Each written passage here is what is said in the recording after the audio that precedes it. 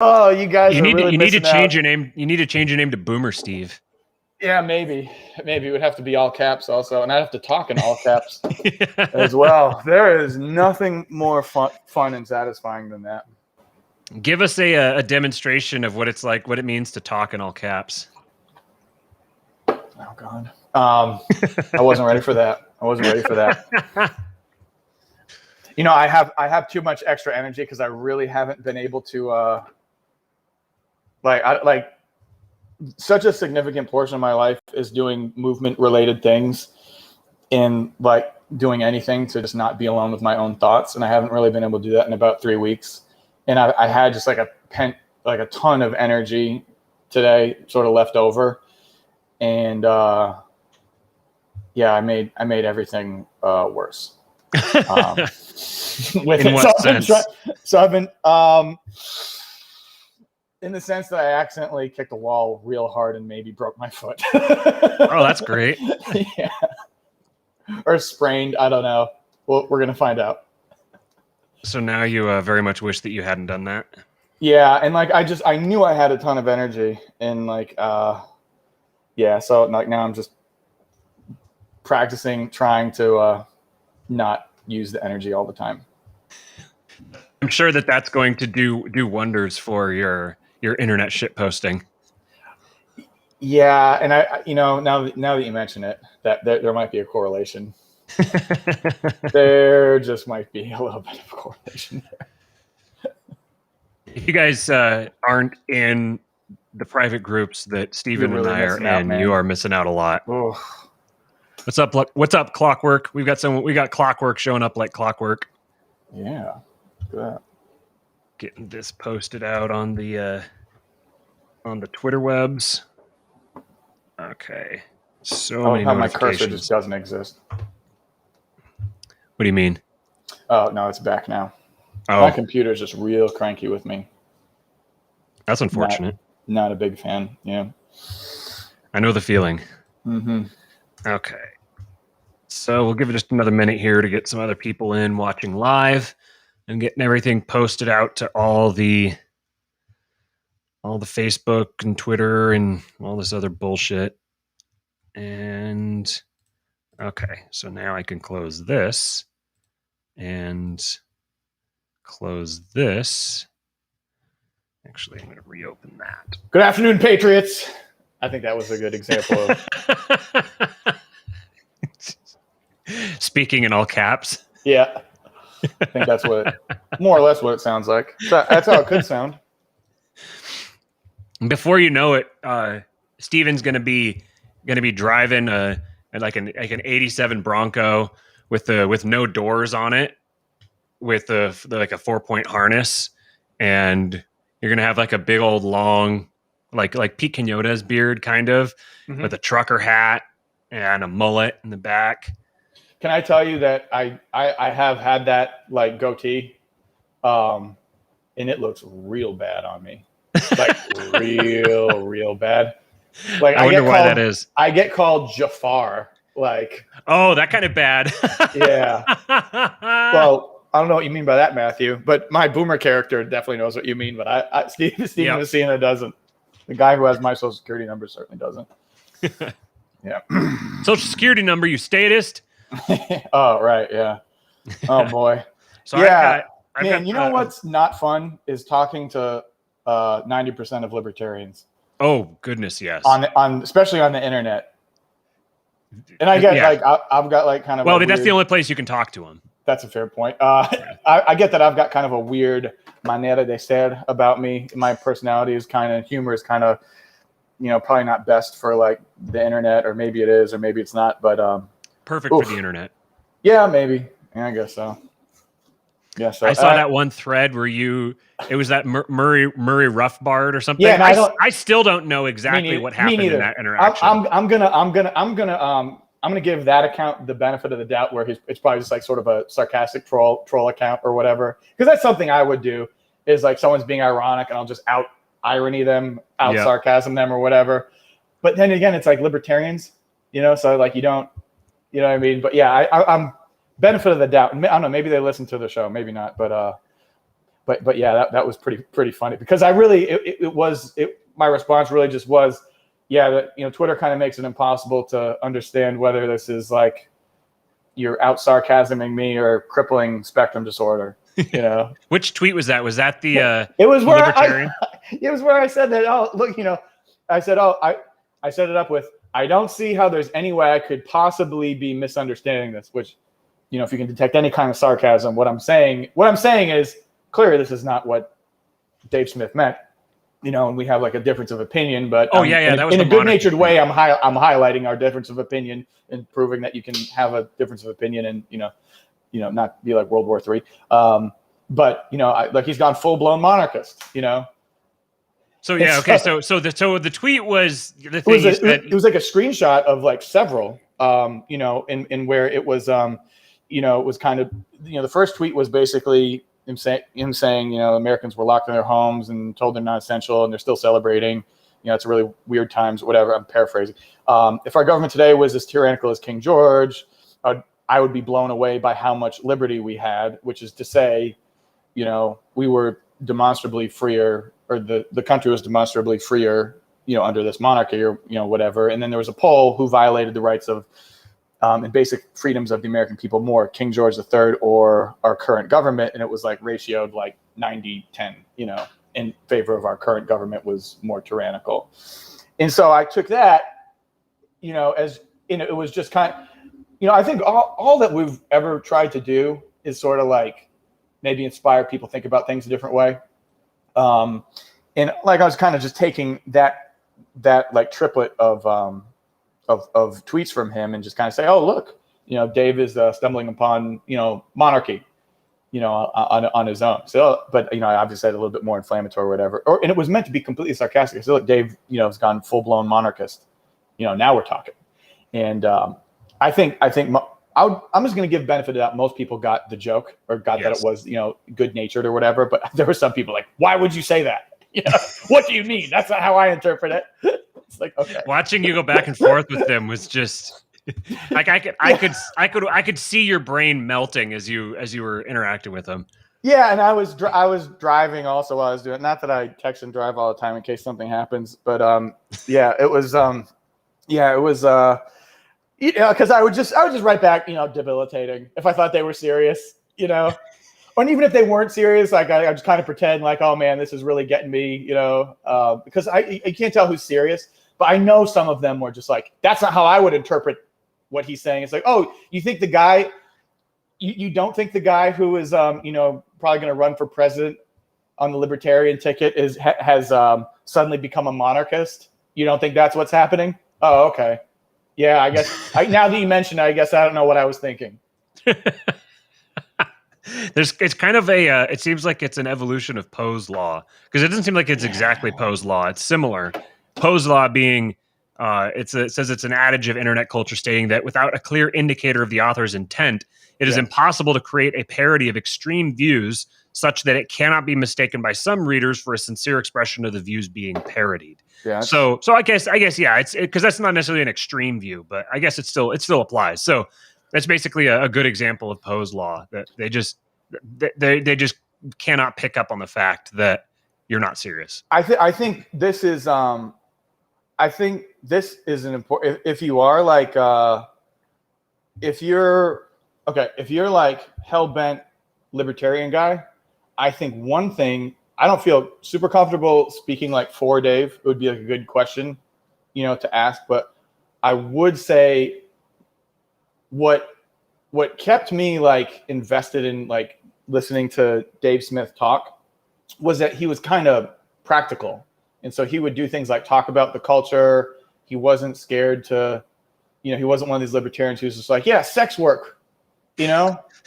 Like it was just like, yeah, maybe that's not great, to get the kind of future that we want. And it just, I bet that if you asked Dave, like, hey, if we could have more, put it in like libertarian, if we could have more liberty or more freedom or whatever under a monarch, and this would change, this would be better, but this would be worse, this would be different. But overall, there's more liberty under a monarch. I mean, I imagine that like he would be receptive to like that idea. You know, I don't think the answer that you're going to get out of Dave Smith would be something along the lines of just like, no, that's an authoritarian squiddly diddly boop. You know what I mean? I think Squiddly diddly. I don't know, because that's what it's what it sounds like after a while. You know what I mean? Yeah. I think that, yeah, where a lot of libertarians would, you know, it's like the same kind of libertarian who's just like, you know, to steal the example that, you know, I think people were talking about, but yeah, just DeSantis, he's a Zionist. Okay, sure.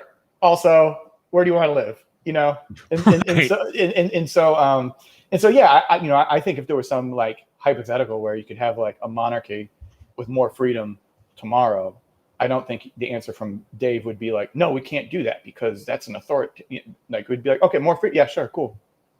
You know, absolutely. and Dave's not insane. Right, because he's not a crazy person.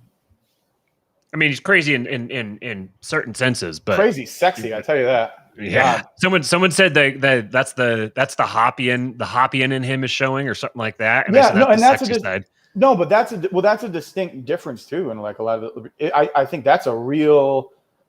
You can like run a line down the middle if you're gonna be dividing. You know what I mean? Like it's like what do you think of Hoppian if they start to fucking convulse? Yep. Like there's your indicator. Yep. You know? Absolutely. That's a great one. In keeping with Hans Hermann Hoppe, I think we're going to do a little bit of a reading from a guy who definitely had a life-changing experience with Hans Hermann Hoppe, and I think the only critique you have is he didn't go far enough. Indeed, absolutely. Right. It's interesting seeing this trajectory, and everyone has this understanding of like, well, not everybody, but ANCAPs have this view of how they've arrived at their perspective, and they kind of visualize it as like I was on a journey and then I got to the end of the road. And all we're trying to tell people is that you're not at the end of the road. You're just at a way station. You know, the bus stopped and, you know, it stayed here for the night, but this wasn't the destination. And the bus is waiting for you. You can hop on and you can keep going and you can actually go to the destination. Or at least maybe the destination isn't, I'd say maybe the destination isn't understood. We don't exactly know what the destination is, right? But you're not going to know until you travel the road. You're not going to know unless you have that direction. So like our role, the way we visualized ourselves in this here is we don't have answers necessarily. With some stuff we do, but in general, we don't have answers. The whole purpose of these conversations is we want to reignite in people the desire to search for them. Yeah, for most people, it was a desire to search for answers that brought them to being an ANCAP in the first place. But then they just turned it off and they stayed there. They camped out. They pitched a tent. They like poured a little concrete flat for themselves, a slab for them to like hang out and play and cook and stuff. And it's like, come on, you got to pack up your tent and let's keep going. Yeah, and like that's one thing that's like keeping me like a lot of like the monarchy stuff for me is at the very least somewhat tongue in cheek. You know what I mean? Because like. I never was like, and I'm not trying to get cool points. I was never like all in on like, I'm a libertarian. I'm like, not like there's no yellow and black with me. I call myself a libertarian out of convenience. At some point I probably would have identified as one.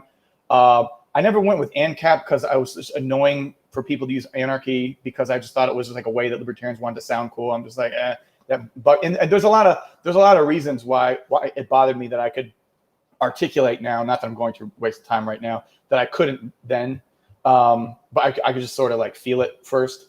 And even before, I'm trying to remember when I started kind of posting the questions in different libertarian groups. It had to be 2016 or before. And I'm not trying to say it's like, oh, way back. I'm just trying to think of like what the, what would have been the impetus for it. But I remember kind of posting in different groups. It's like, hey, have you guys noticed that all these really great libertarian people that, you know, people look back and say, oh, they were great libertarians. They all tend to have like a post-libertarian phase. And at the time, the only examples I could kind of cite was like Christopher Cantwell and Stefan Molyneux and maybe like Owen Benjamin. And it wasn't, the point wasn't, oh, they've really stumbled upon like the promised land or whatever. You know what I mean? but it's like, okay, these are people who they are, they saw something, and it's just kind of like, even like the thing with like Richard Spencer or whatever. But it was just like, I remember kind of like posing this question, just like they kind of seem to realize that there's something missing in the way of like power and just like functionality. And what do you guys think of that? And like, what's like the healthy sort of progression? And like, and man, even no one really wanted to like have that that conversation. And I think maybe it was because like, it's like, yeah, look at it. It's fucking Christopher Cantwell and fucking Stefan Molyneux, and they're crazy now. It's like, okay, they're crazy now, but like, okay, it took like a weird turn. But like, what's the not weird turn? You know what I mean? And I think part of the not weird turn is just like you're saying, I don't know if it's great to like set up camp anywhere, because then you become sort of like a slave to the ideology, and then you have to be sort of all in that, the problem with everything can be solved by, I hope you can hear me over this goddamn train, can be solved, with this ideology. And then if it can't, and you have to make some concessions or whatever, then you're insecure that people are going to be attacking your thought process and the ideology that you've kind of defined yourself with. And so with that, I think that a lot of the reasons that our conversations are kind of all over the place or scattered, or they seem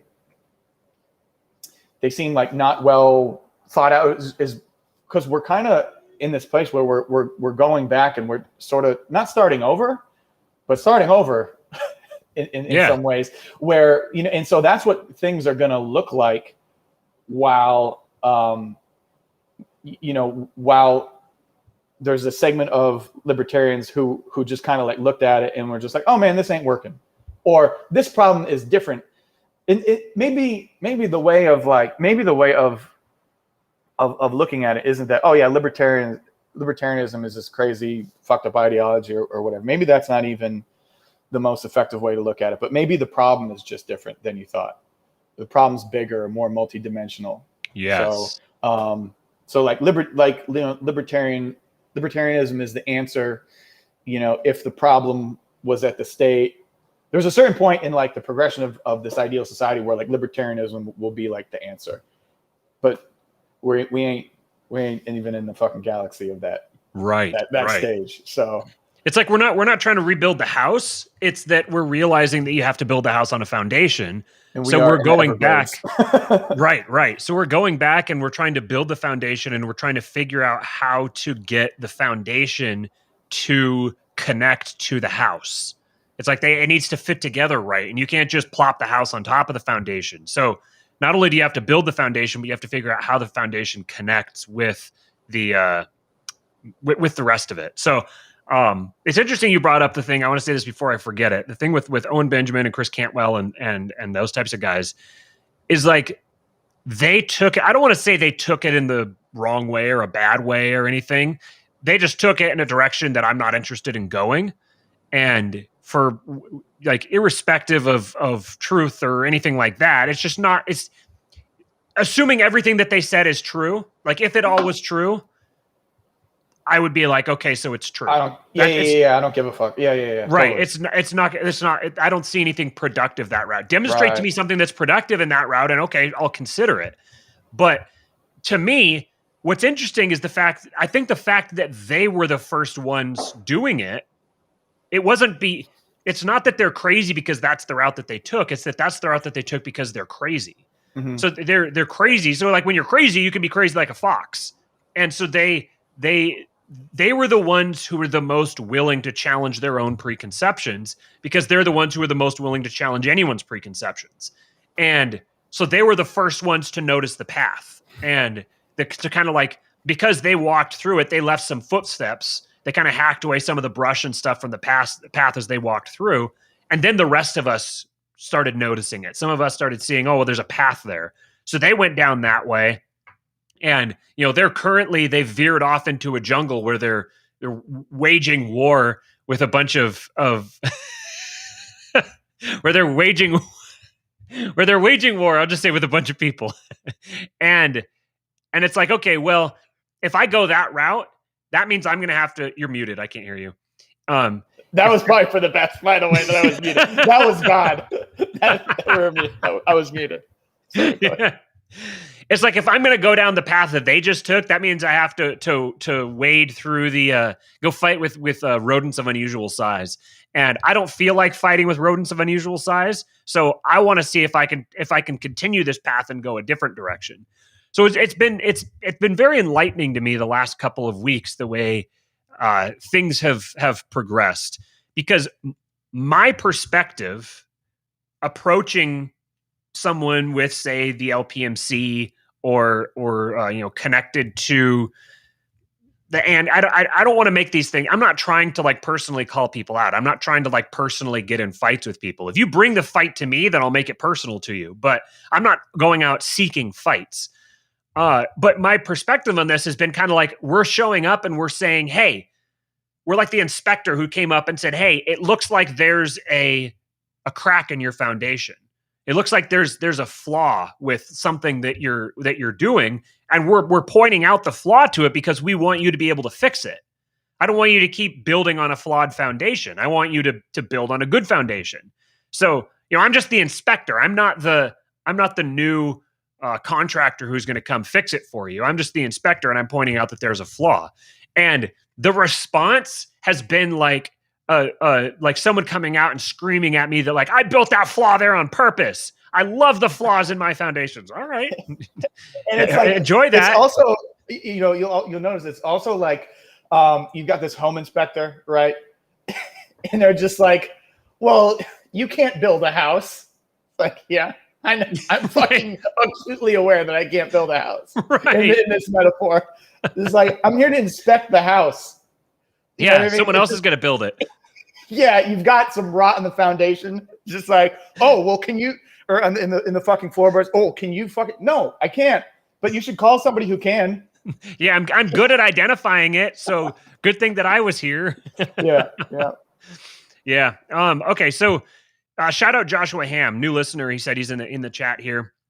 Chat's popping already. We got Buck Johnson in the house. We got Popular Liberty. We got a bunch of people up in here. So we have another. Is this the David who has hosted that talk with or two talks with Yarvin? No. I thought that. I wondered that at first because I see the it's like DSKI. Yes. DSKI. Okay. Yeah. No, he's reached out to me on Twitter. He's a good guy. Fuck you then. He said he just bought a 16 volume set of Carlyle writings. So he's a good one to have around. He's even cooler. Exactly. Yeah. What's up, John Hartman? His name is David Godomsky. He says, so shout out David. Is that not the name of the dude? No, David Gornowski is his name. How's that not the same? Just letters. Don't worry about it. We are definitely going to talk to David Gornowski at some point. I think the next vein that I'd really love to start digging into to try to mine is mimetic theory and Girardianism. I think that's the next really interesting frontier that we can start getting into, and that's David Gornowski territory. So, okay, let's do this sponsor read real quick. You got to shout out Carlos and Vanessa over at Paloma Verde CBD. Very, very good CBD products.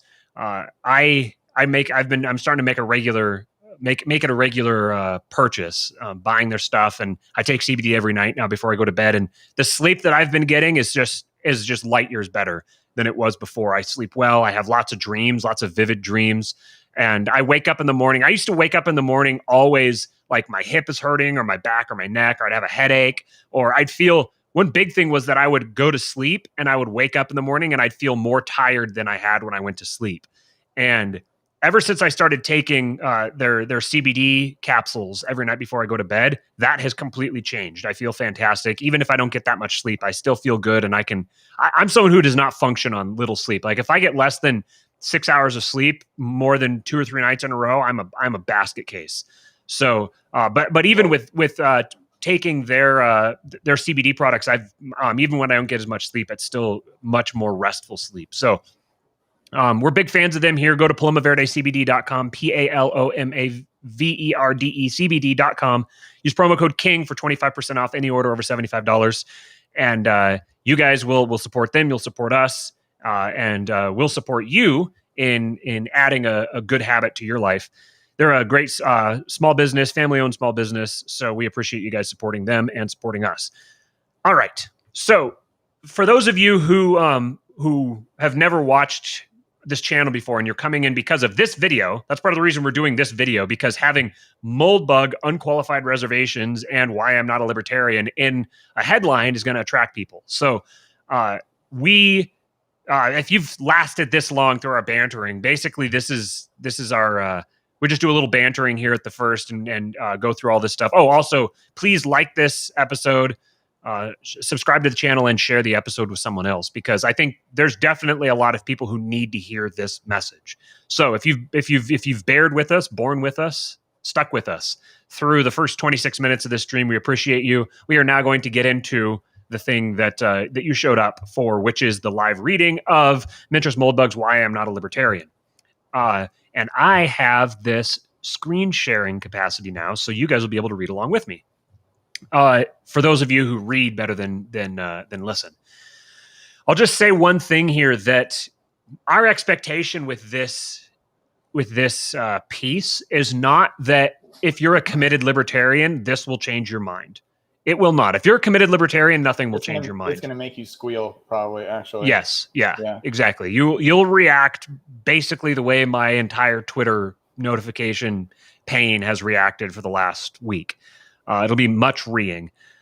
What this will do is this is directly attacking some major sacred cows within not just libertarian spheres, but right-wing and conservative and American spheres in general.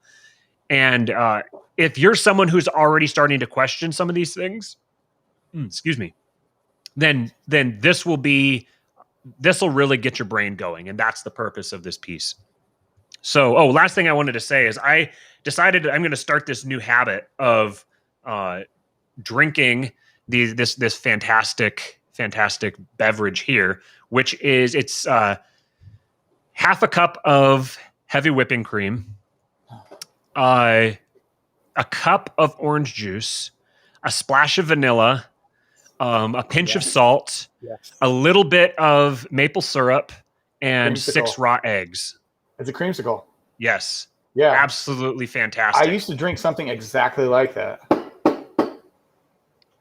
It's really good. I've been drinking raw eggs for a while. I haven't done it recently, but I've done it a lot in the past. And I'm doing it again because I just keep reading about how good they are for you. Yeah. Put tear in your chest. I keep reading about how good it is for you, and I came across this Raw Egg Nationalist. Check him out on Twitter, and at Graduated Ben on Twitter. I think Benjamin Braddock or something like that.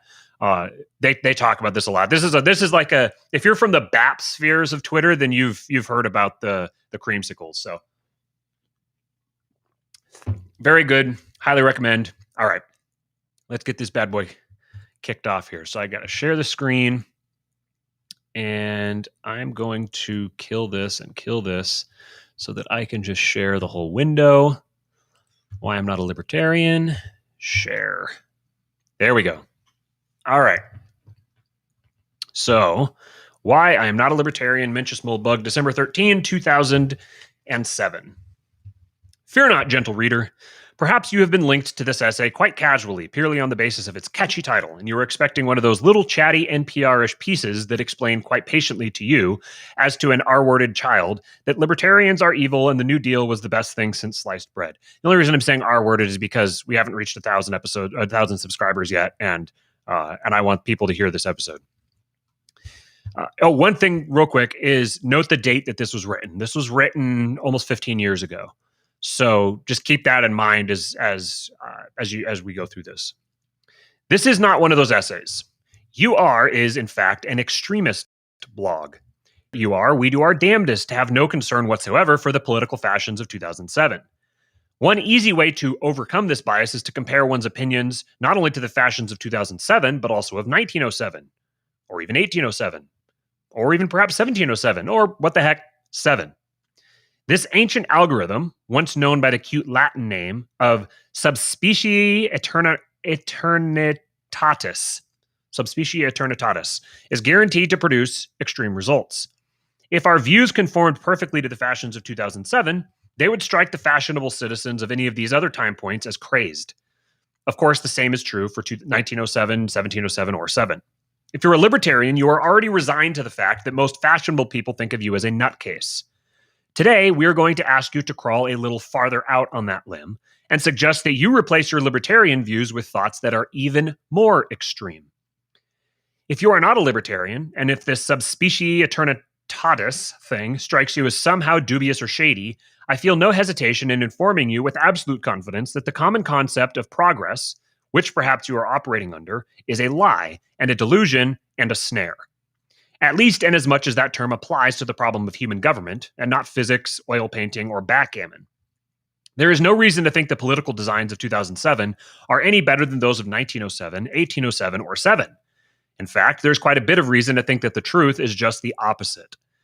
If you really do believe in progress, I'm sorry to have to inform you that your brain is full of little pockets of stringy black mycelium stuff, which will probably have to be cleaned out with a heavy brush. I do sympathize with your condition. It is one we have all suffered from. In fact, we probably all still have it. However, you have a very serious case, and you will probably not be able to enjoy this here essay. Please feel free to browse elsewhere on the site. In other words, today's post is for people who either are, or at least have been tempted to become libertarians. To be a libertarian is to at least suspect that progress isn't all it's cracked up to be, because it is obvious to any 12-year-old who can read Robert A. Heinlein that the world was once much more libertarian than it is now, and that it easily could become so again. Both of these conditions demonstrate non-monotonic political change, invalidating the delusional concept of progress. Surely, only one such disproof is required before we feel motivated to perform a thorough mental audit of all historical changes in social and political systems, which come to us tagged with this fascinating, if deadly, label. One concept often associated with progress is revolution. Various fashionable opinions of 2007 assign various moral valences to various instances of revolution. The word is clearly extremely general. If we are to rid ourselves of these fashions, one simple way to start is with a simple default. All revolutions are bad. Your mileage may vary, but I've found this default oddly compelling. So, for example, I see the French Revolution as a criminal outrage of the mob, led by leaders who were either unscrupulous, deluded, or both. I see the Russian Revolution as a criminal outrage of the mob, led by leaders who were either unscrupulous, deluded, or both. Perhaps you agree with only one of these conclusions. Perhaps you agree with both. But if you had to add a third revolution to this set, which one would it be? And this is the first reason I am not a libertarian. Libertarianism is, more or less, basically the ideology of the American Revolution. And the American Revolution was, in my own personal opinion, more or less, basically, a criminal outrage of the mob led by leaders who were either unscrupulous, deluded, or both. I will grant that if I had to pick any mob leaders in history, I would probably pick Washington, Jefferson, and Hamilton. Although Caesar, Cicero, and either Cato would certainly earn a draft choice somewhere. However, a politician is a politician. The profession is a fundamentally criminal one. I'm sure James Gandolfini would do a perfectly good job at it. If you have trouble swallowing this uber-cynical picture of the American Revolution, let me recommend 2 books. The first is Murray Rothbard's great 4-volume Conceived in Liberty, now available online. It is really a tragedy that the 5th volume, which would have taken us to the Constitution, was never finished. The second is Bernard Bailyn's Ideological Origins of the American Revolution, which sadly is only sold in stores. Rothbard is surely one of the top 10 philosophers of the 20th century. Besides being more or less the founder of modern American political libertarianism, besides being the acknowledged dean of the Austrian School of Economics, he was also a world-class historian, trained under Joseph Dorfman at Columbia. Conceived in Liberty is full of primary research and original interpretations. Its portrait of George Washington as a bumbling buffoon, for example, may be challenged, but it is neither unsupported nor unmemorable. And one thing you will see in Rothbard, though Rothbard tends to paint incidents such as Leisler's Rebellion in a suspiciously golden light, is the importance of mob violence in the paramilitary armed gangs in American political history. Not just in the Revolution, but throughout the colonial period. Just real quick here, Buck points out that the 5th edition is now available, so that is awesome. Reminder again that this was 15 years ago that he wrote this, that Yarvin wrote this. My general view of Conceived in Liberty, achievement though it is that it works a little too hard to emphasize the prevalence of colonial ideas which approximate modern libertarianism, understanding strands that are more clearly ancestral to socialism and other statisms. But when you combine Rothbard with Balin, a mainstream historian of considerable renown, the result is damning. Ideological Origins, which appeared in 1967, won both the Pulitzer and Bancroft Prizes. It is absolutely impossible to infer any opinions that Balin may hold from this carefully crafted book, a feat I consider perverse but still must admire. Its history, however, is beyond reproach, and it is generally considered seminal.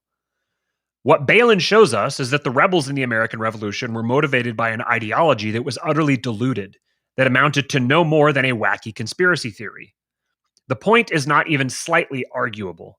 Their interpretation of British politics simply had no basis in reality. Since this delusional interpretation was the linchpin of their argument for rebellion, and since their reliance on street violence and paramilitary formations is indisputable, they could fairly be classed as unscrupulous or deluded mob leaders, regardless of any classification in the scruples department, a historical task which often verges on the impossible. Especially diligent readers may enjoy Frederick Scott Oliver's Alexander Hamilton, an essay on American Union, with its wonderful portrait of Thomas Jefferson as a scoundrel. I'll let Balin tell the story from his foreword. He's now quoting Balin. This book has developed from a study which was first undertaken a number of years ago, when Howard Mumford Jones, then editor-in-chief of the John Harvard Library, invited me to prepare a collection of pamphlets of the American Revolution for publication in that series. Like all students of American history, I knew well perhaps a half dozen of the most famous pamphlets of the Revolution, obviously worth republication, and I knew also of others, another half dozen or so, that would probably be worth considering. The project was attractive to me. It did not appear to be particularly burdensome, and since, in addition, it was related to a book I was then preparing on 18th century politics, I agreed to undertake it. The starting point of the work was the compilation of a complete bibliography of the pamphlets. This alone proved to be a considerable task, and it was in assembling this list that I had discovered the magnitude of the project I had embarked on. The full bibliography of pamphlets relating to the Anglo-American struggle published in the colonies through the year 1776 contains not a dozen or so items, but over 400. In the end, I concluded that no fewer than 72 of them ought to be republished. But sheer numbers were not the most important measure of the magnitude of the project. The pamphlets include all sorts of writings: treatises on political theory, essays on history, political arguments, sermons, correspondence, poems, and they display all sorts of literary devices. But for all their variety, they have in common one distinctive characteristic. They are, to an unusual degree, explanatory. They reveal not merely positions, but the reasons why positions were taken.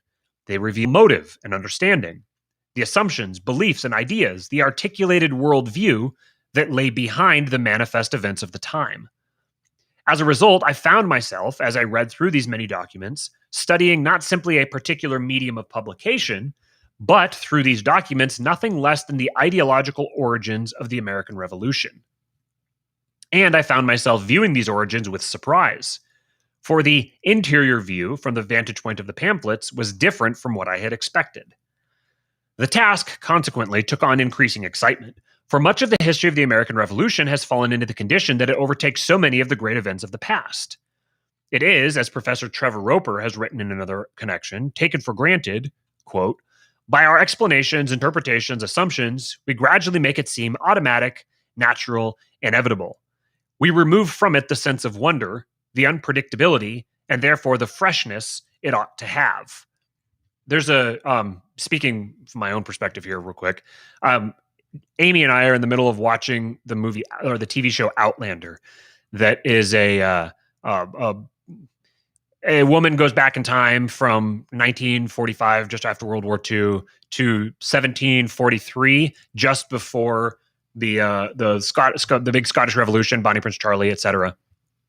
And there's a big battle, a battle of Culloden, and so it kind of goes through the build up to that battle.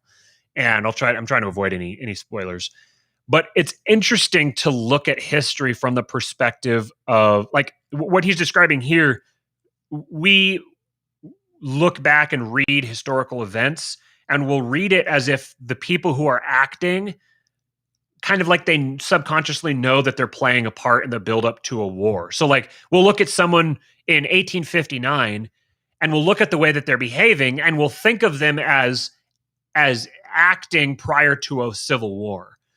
But in 1859, they didn't know that they were acting prior to a civil war. They didn't know that they were about to have the bloodiest battle in American history, on American soil.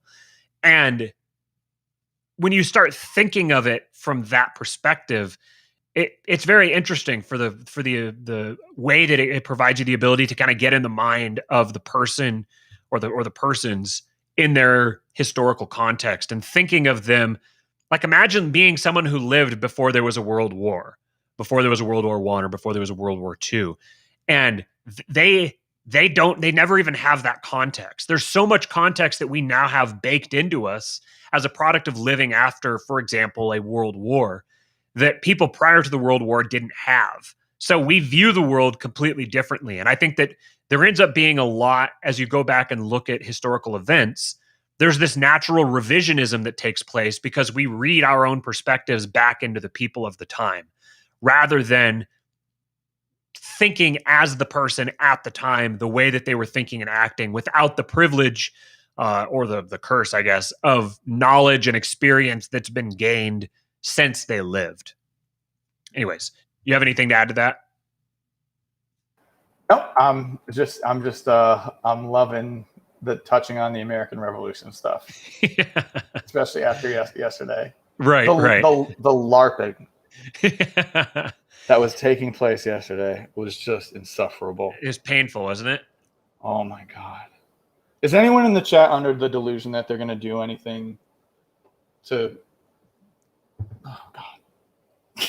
If anyone in this chat is under any delusions, get out now. This is a non-delusions chat. anything American revolution-y, anything that even smells like anything. No one in the chat thinks that, right? I sure hope not. And even if you do think it, you wouldn't talk about it on the internet, would you? In 2020, this is just a check for the lovely people in the chat. This is just Uncle Stevie Boy looking out for you. Oh my God. All right, sorry. Go ahead.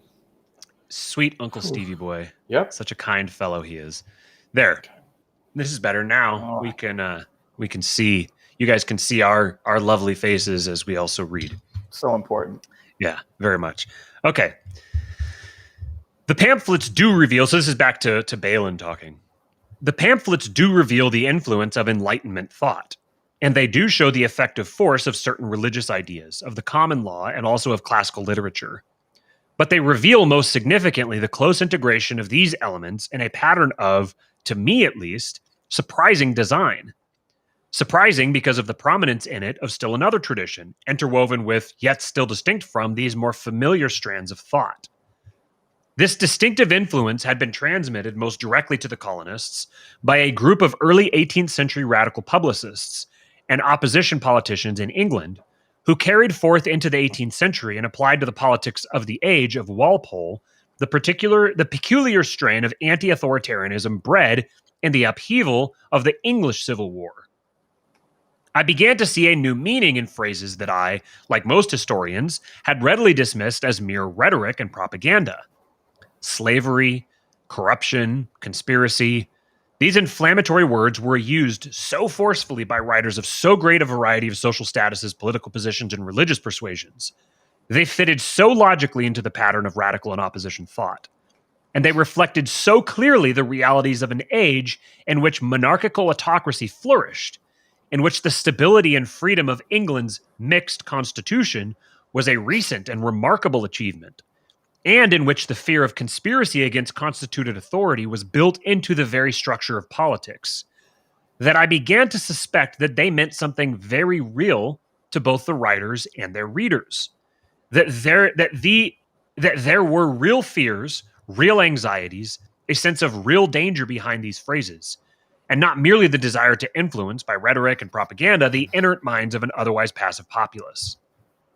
The more I read, the less useful it seemed to me was the whole idea of propaganda and its modern meaning, when applied to the writings of the American Revolution, a view that I hope to develop at length on another occasion.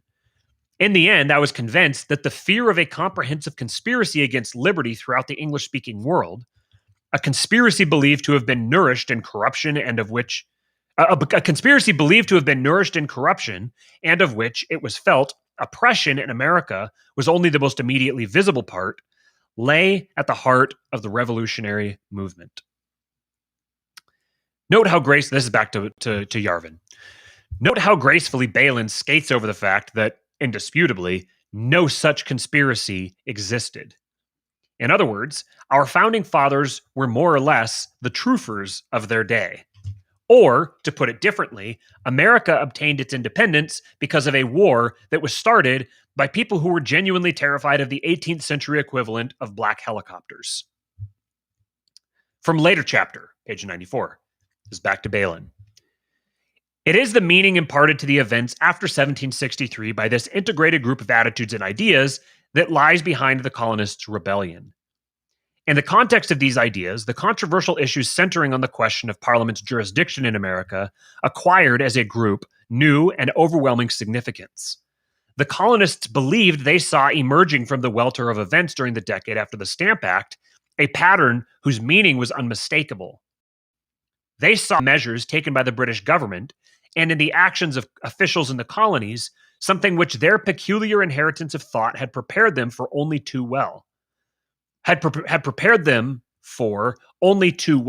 Something they had long conceived to be a possibility in view of the known tendencies of history and of the present state of affairs in England.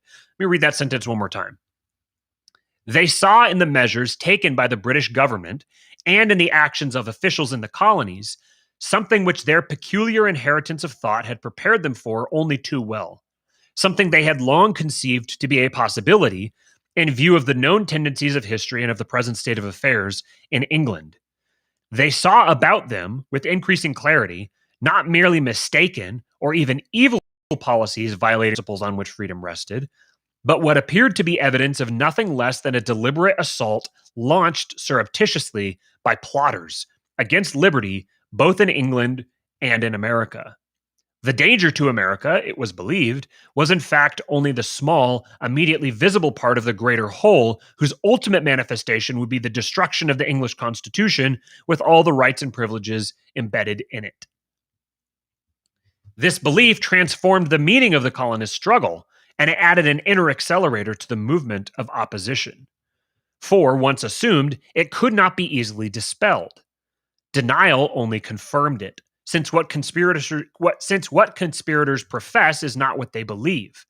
The ostensible is not the real, and the real is deliberately malign. It's interesting seeing the parallel here between what was happening then and people's perspective on the Great Reset today. There's like a direct parallel to the way that it's being visualized.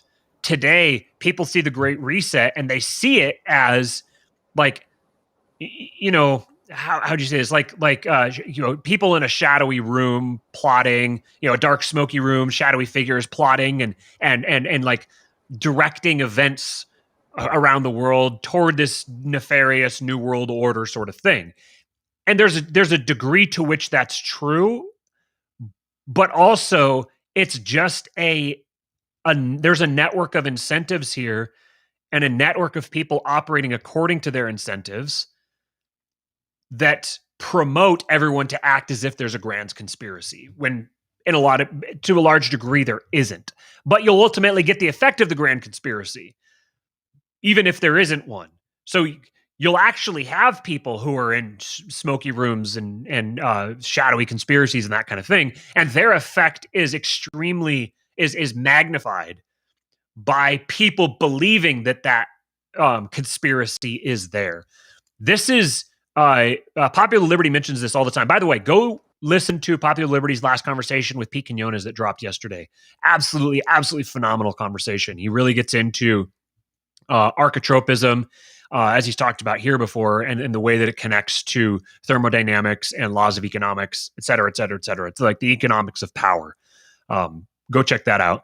He always references George Soros's law of reflexivity, where you basically create the thing that you fear.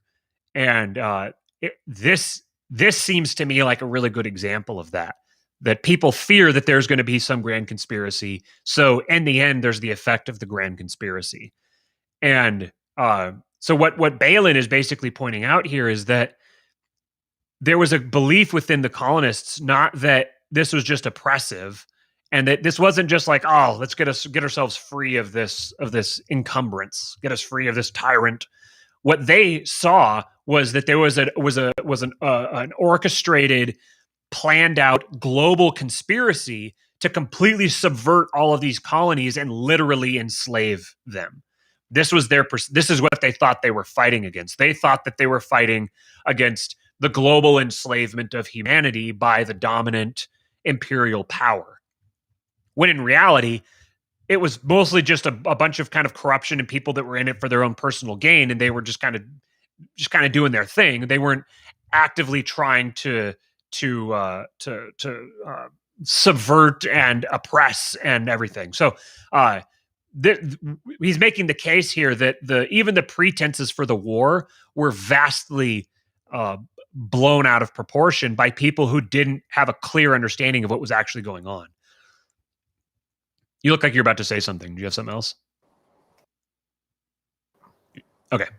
I think it's in his general intro, I think it's his general intro where he goes into this. He has a chapter dedicated to this where he reads from, or he cites some more primary sources, people like writing letters to each other and stuff back in that time that illustrates this even further.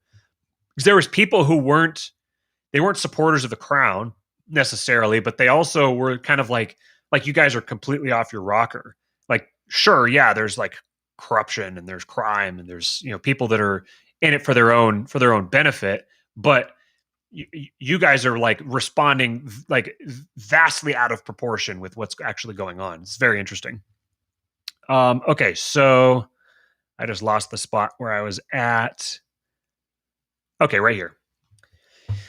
It was this, the overwhelming evidence, as they saw it, that they were faced with conspirators against liberty determined at all costs to gain ends which their words dissembled. That was signaled to the colonists after 1763, and it was this, above all else, that in the end propelled them into revolution. Suspicion that the ever-present latent danger of an active conspiracy of power against liberty was becoming manifest within the British Empire, assuming specific form and developing in coordinated phases, rose in the consciousness of a large segment of the American people before any of the famous political events of the struggle with England took place. No adherent of a nonconformist church or sect in the 18th century was free from suspicion that the Church of England, an arm of the English state, was working to bring all subjects of the crown into the community of the church.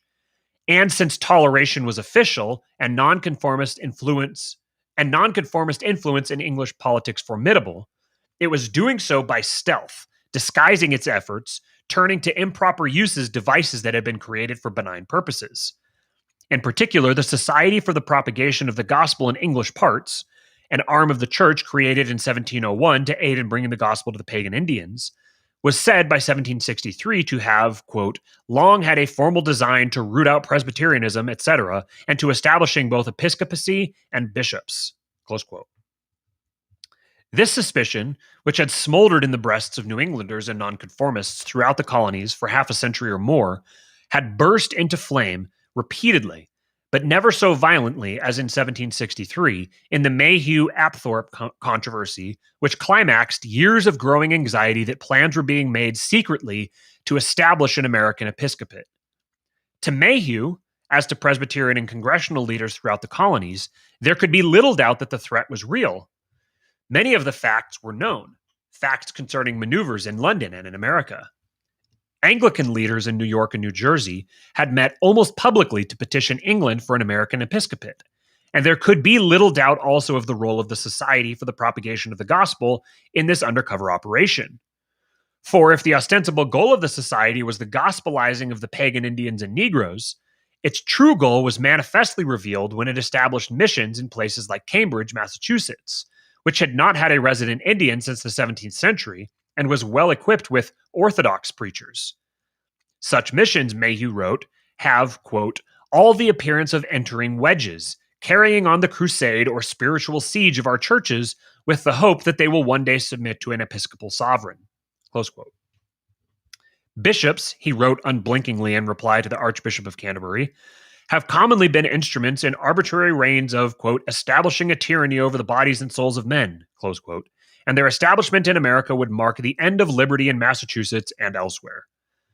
By 1765, when the final exchanges in this pamphlet war were published, it was commonly understood in New England and elsewhere that, quote, the stamping and episcopizing of our colonies were only different branches of the same plan of power, close quote.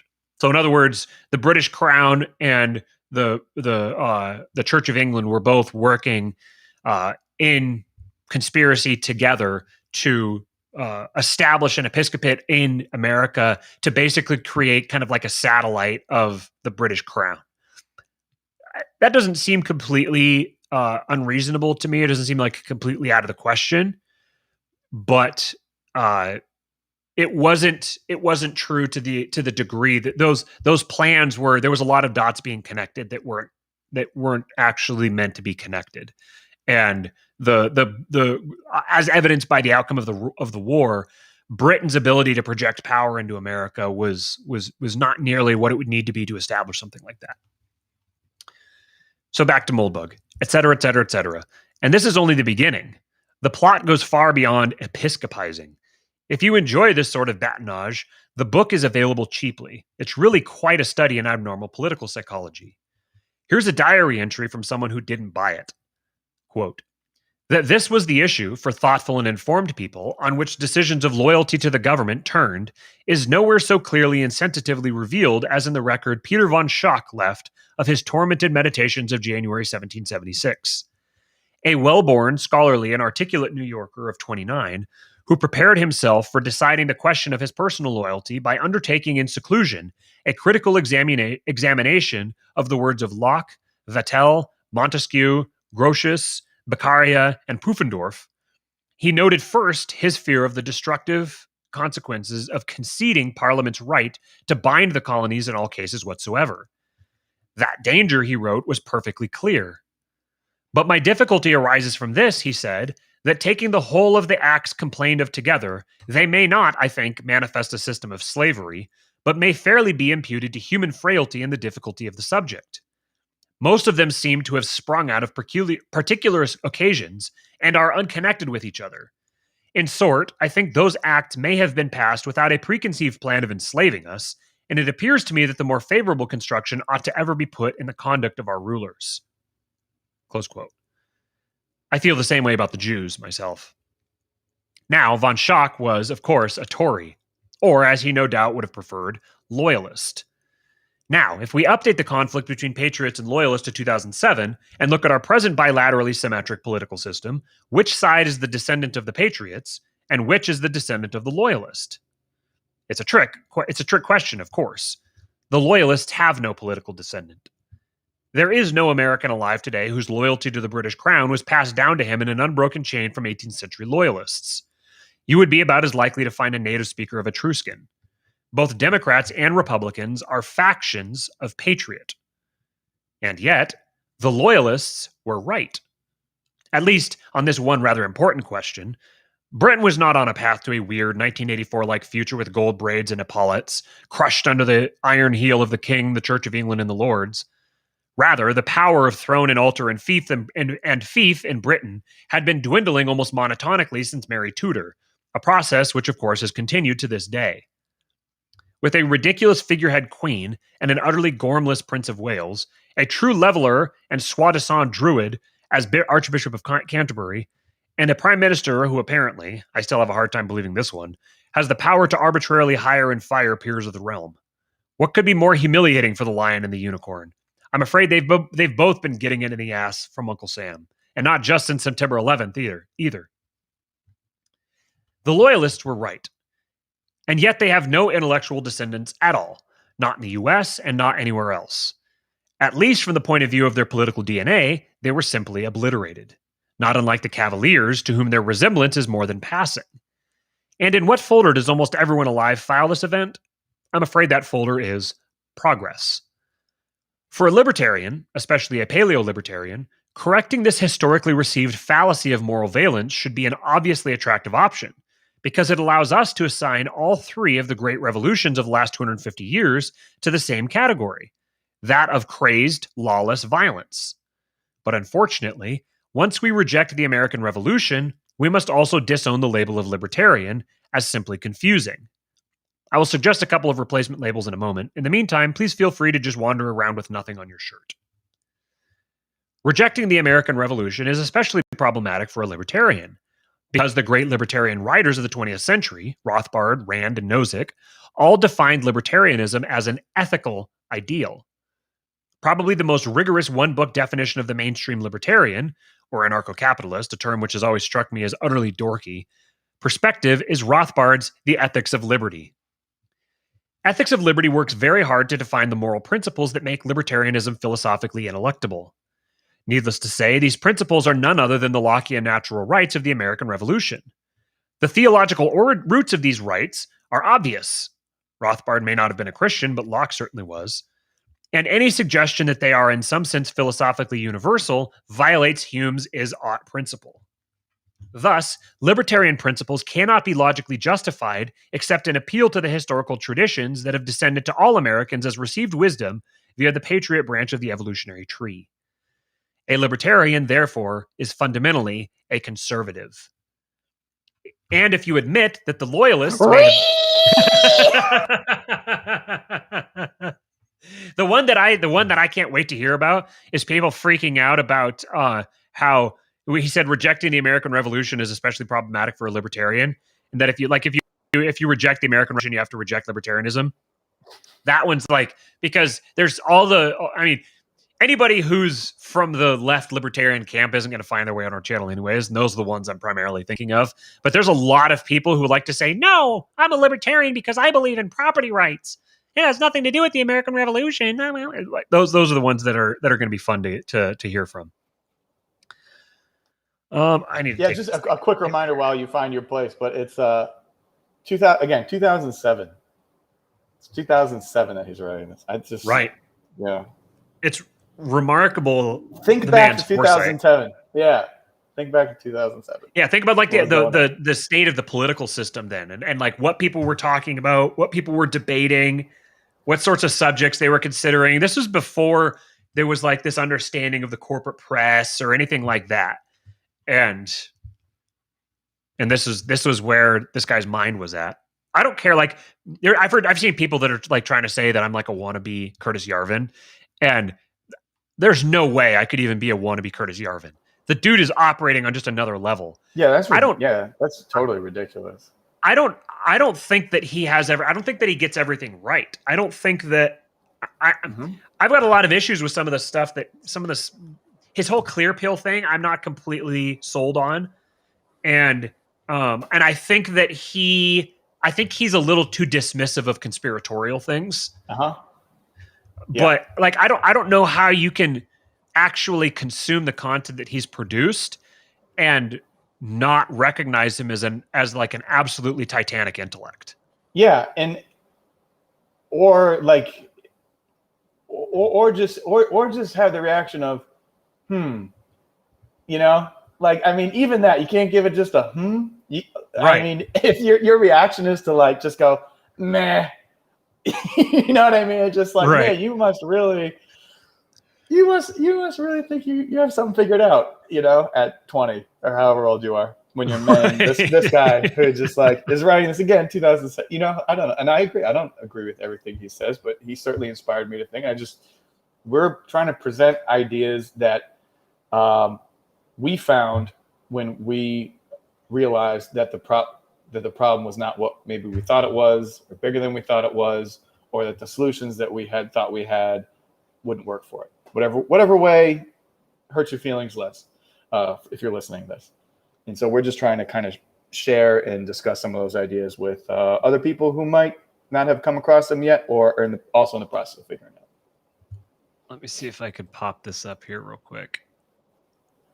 So Curtis Yarvin's age. He's 48 now. He's born June 25. Oh, he just turned 48. Happy birthday, Yarvin. 1973. So he was 34 years old at the point that he was writing this. The thing that is most remarkable to me is just the sheer volume of content that he's been able to consume at at his age. I mean, this long ago, even the stuff that he was writing 15 years ago, he was my age and had read more than I'll ever read in my life. There's no way that I could spend the rest of my life like I could hit the lottery tomorrow, become independently wealthy, and spend the rest of my life reading, and I don't think I would catch up with him. I don't understand how he's able to read that much. You want to keep dreaming about the lottery, get you out of your evening shift at Best Buy. There it is. There it is. Okay. A libertarian, therefore, is fundamentally a conservative.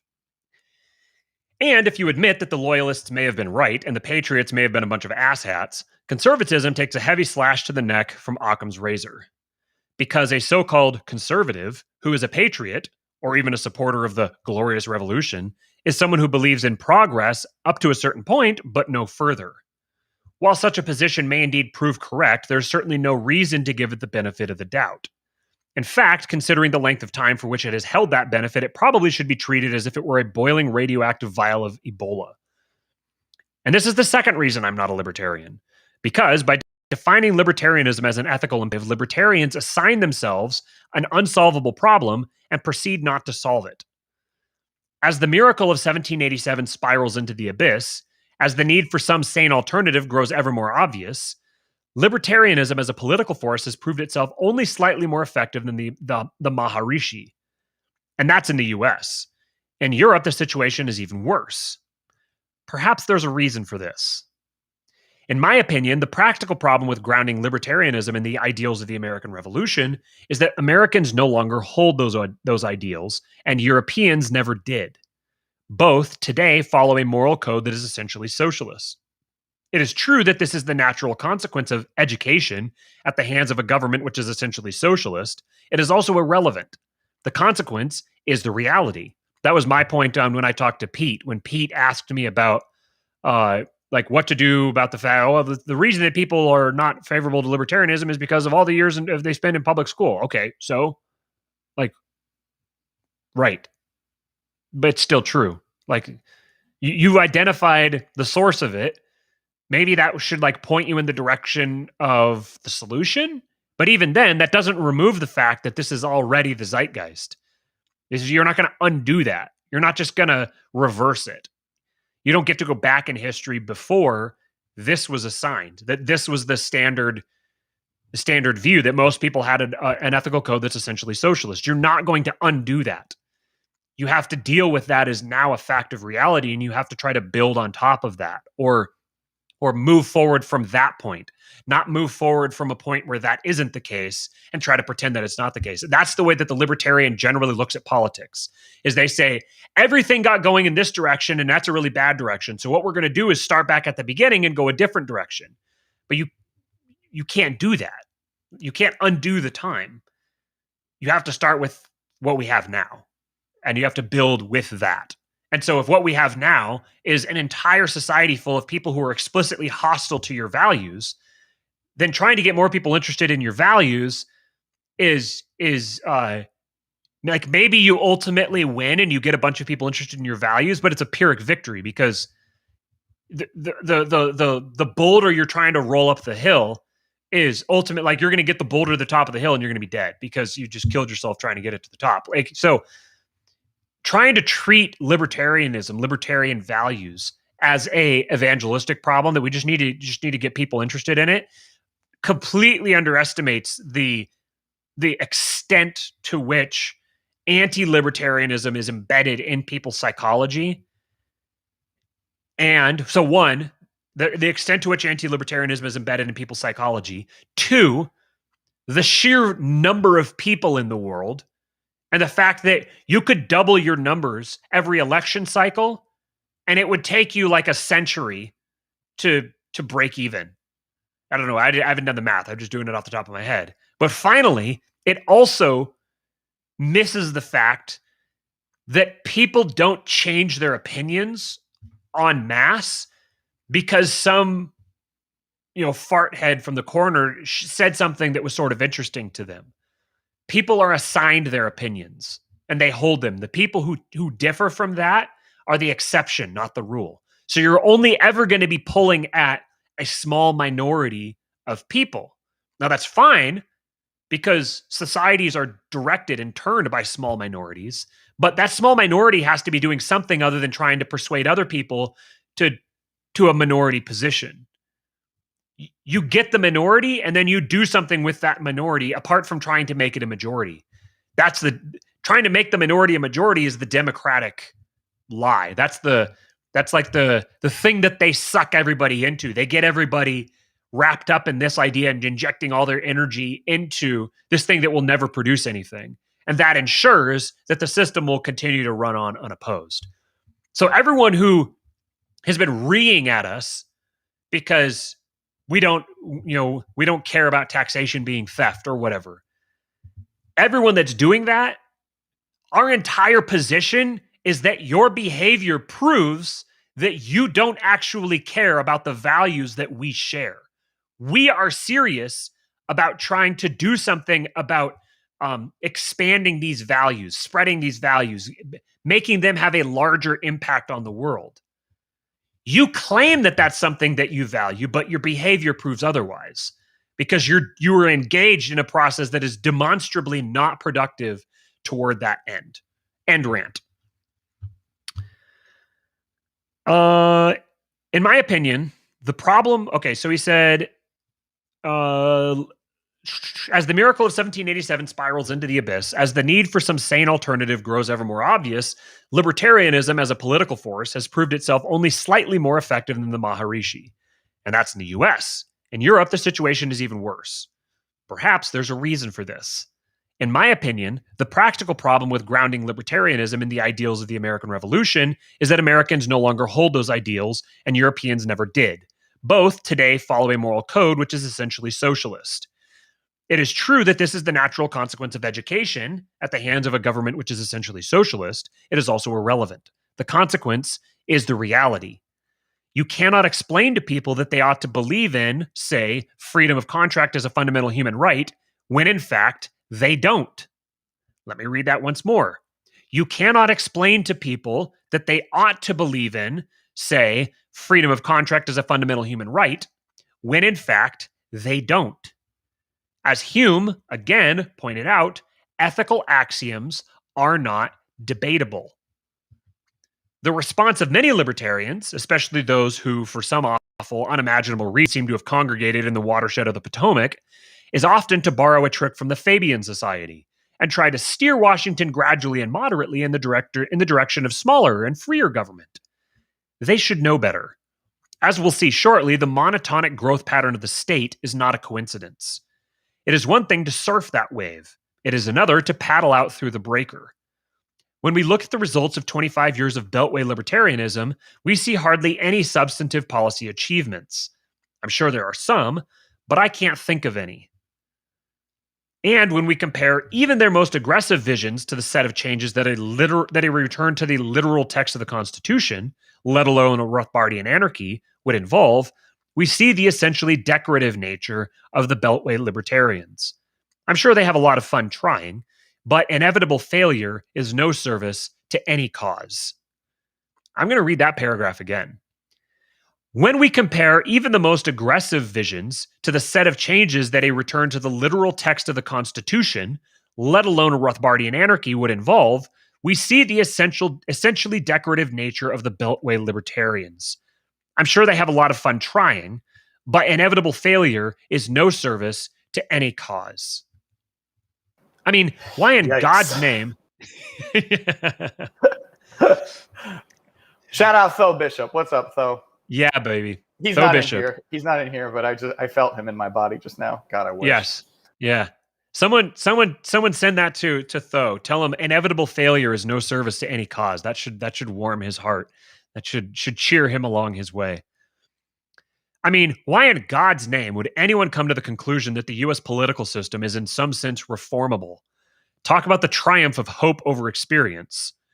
and all the energy and money and time that the Beltway libertarians put into trying to apply a single smudge of lipstick to some flap of flesh in the remote vicinity of this hog's maw is energy and money and time uninvested in putting the beast to sleep. That is my favorite Yarvin sentence of all time.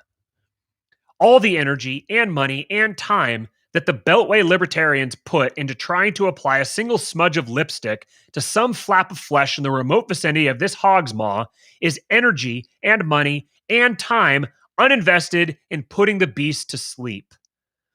Moreover, since the official story of Washington is that it represents everyone, it fits all sizes, it contains multitudes, a few decorative pseudo-libertarians may be just the right camouflage for it to weather another century's storms. A quick question for fans of the Cato Institute, the George Mason economists, Reason, and the like. If you could vote on a proposition to abolish the US federal government, would you vote yes or no? If the latter, which side are you on? If the former, have you ever thought of mentioning this opinion? So we arrive at an impasse.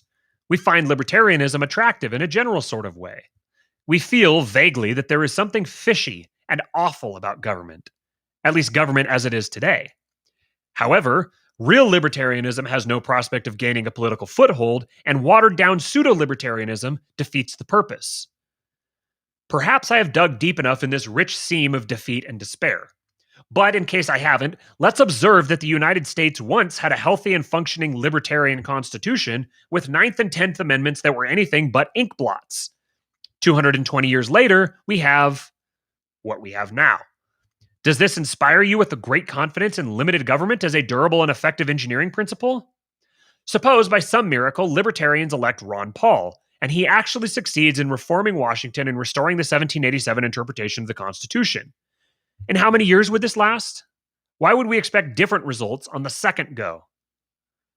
Unlike so many of their political heirs, the American fathers were, I believe, extremely thoughtful, discerning, and scrupulous men. Their paranoid misunderstandings of British politics are best described to cultural rather than personal factors. The engine they designed was a good effort, and it deserves at least some respect, but it was operating wildly outside their design envelope. Consider the fate of the Electoral College, by at least 1800. The situation has hardly improved since then, and we want to go back to this? The US, like Britain, has an unwritten constitution enforced by precedent and custom. The difference is that the US also has a written constitution, which we pretend is identical to the actual thing. But to call the historically accreted transformation from 1787 Constitution to 2007 constitutional law non-trivial is like saying it hurts when an elephant fucks you in the ass. It would be a fascinating exercise to actually write down what the Constitution would say if it actually described the structure of the US government today. Perhaps some law students should try it, because this disparity between the written law and the judicially constructed reality certainly does no service to anyone, and it strikes me as much more straightforward to recognize the latter than return to the former. If nothing else, formalization of the present reality is an excellent starting point for any kind of reform. So I hope I have presented a reasonable case that, while history is never to be disregarded, the dream of a return to the ideals or laws or values of late 18th century post-colonial America is neither logically sound, historically justified, politically achievable, nor stably efficacious. Libertarianism, at least libertarianism as we know it, does not solve the problem it purports to address. Ergo, it is political lay trial, different from all the other quack political remedies of the 20th century only in the sophistication of its appeal and the harmlessness of its efforts. And this word here, lay trial, which I don't know if it's pronounced some other way, but it's a compound that has been used as a treatment for people with cancer. It's another name for amygdalin. Amygdalin is a bitter substance found in fruit pits, such as apricots, raw nuts, lima beans, clover, and sorghum. It makes hydrogen cyanide, which is changed into cyanide when taken into the body. So basically, he's saying that it's like a quackery. It's like a fake cure it's a fake cure that actually causes more harm than the thing it's trying to cure. And this is the third reason I'm not a libertarian, because I'm an engineer. I find libertarian government an extremely desirable outcome. In just a second, we'll look at other ways to achieve this outcome. However, as a moral imperative, or a political design, or a historical tradition, libertarianism does not strike me as an effective means to this end. In this, we can compare libertarianism to the peace movement. Both have buzzwords, liberty, peace, with incontestable positive valence. No one can be against liberty or against peace.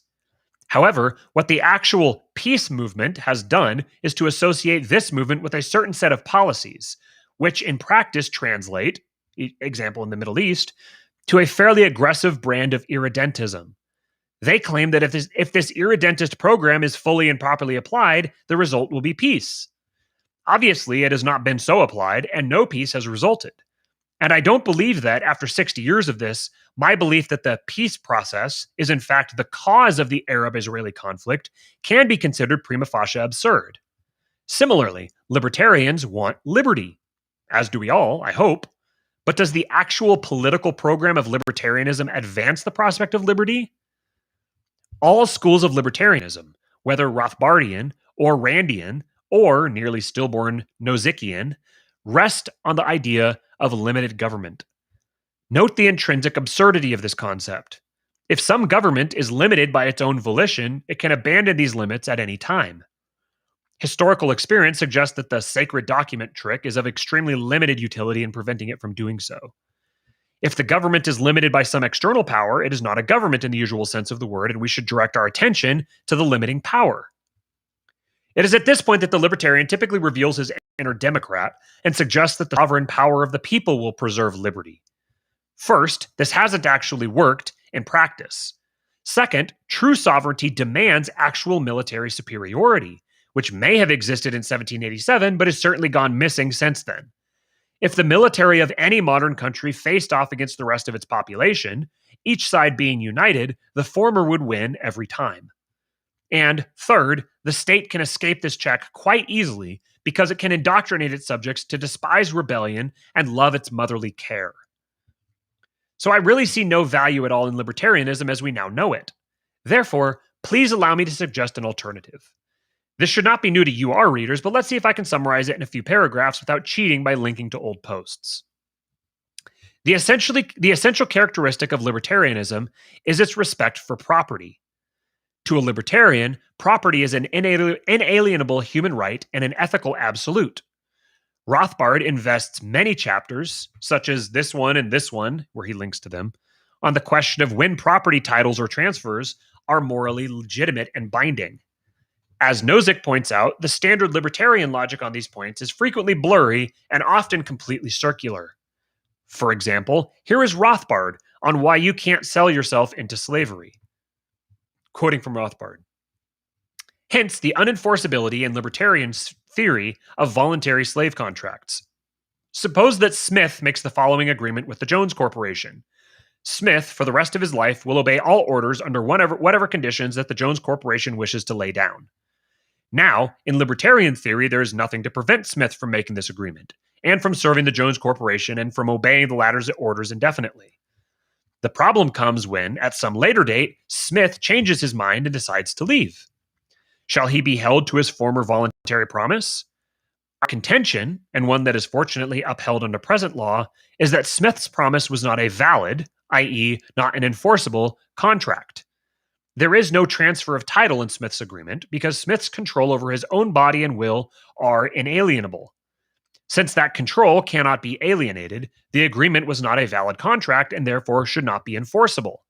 Smith's agreement was a mere promise, which it might be held he was morally obligated to keep, but which should not be legally obligatory.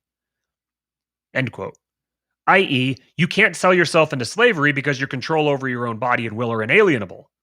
I.e., you can't alienate them because if you could sell yourself into slavery. A masterpiece of circular reasoning orbiting around a Humean ought. If we abandon these kinds of ethical claims for property right, we are left with property as a principle of social engineering. What is it and how can it be used? Property is any stable structure of monopoly control. You own something if you alone control it. Your control is stable if no one else will take it away from you. This control may be assured by your own powers of violence, or it may be delegated by a higher power. If the former, it is secondary property. If the latter, it is primary or sovereign property. The key observation about primary and secondary property is that the two are much more similar than they may seem. If the structure of property is stable and all transfers are voluntary exchanges, there is no praxeological distinction between primary and secondary property. If it is impossible for an aggressor to profit by unilaterally adjusting property rights in her favor, it does not matter why it is impossible. The aggressor could be prevented because her aggression is physically impractical, because it will be reversed by police authority, because it will be punished by a nuclear strike, etc., etc. The important distinction is between a system in which aggression occurs and a system in which no aggression occurs. The means is unimportant. The principle of formalism, which is my own private libertarian heresy, suggests that the purpose of property is to prevent violence. The formalist is completely unconcerned with the moral legitimacy of property rights. She is entirely concerned with their stability. To a formalist, a system in which no involuntary property transfers occur is always ideal at both the primary and secondary levels. Obviously, the distribution of property affects many people in meaningful ways. An ethical preference for more egalitarian distributions is certainly valid. However, this goal can only be achieved at the expense of violence, especially if equalization is a continuous process rather than a one-time distribution. Since most people who consider equalization ethical also seem to express an even stronger aversion to violence, this moral contradiction is theirs to resolve. Perhaps they'll get back to me on this. To a formalist, violence always has two prerequisites: tension and ambiguity. Tension exists when more than one party desires some limited good. This is basically always.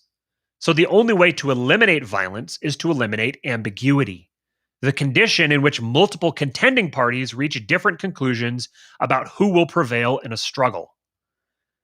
Without ambiguity, the loser will concede and the winner will win without a fight.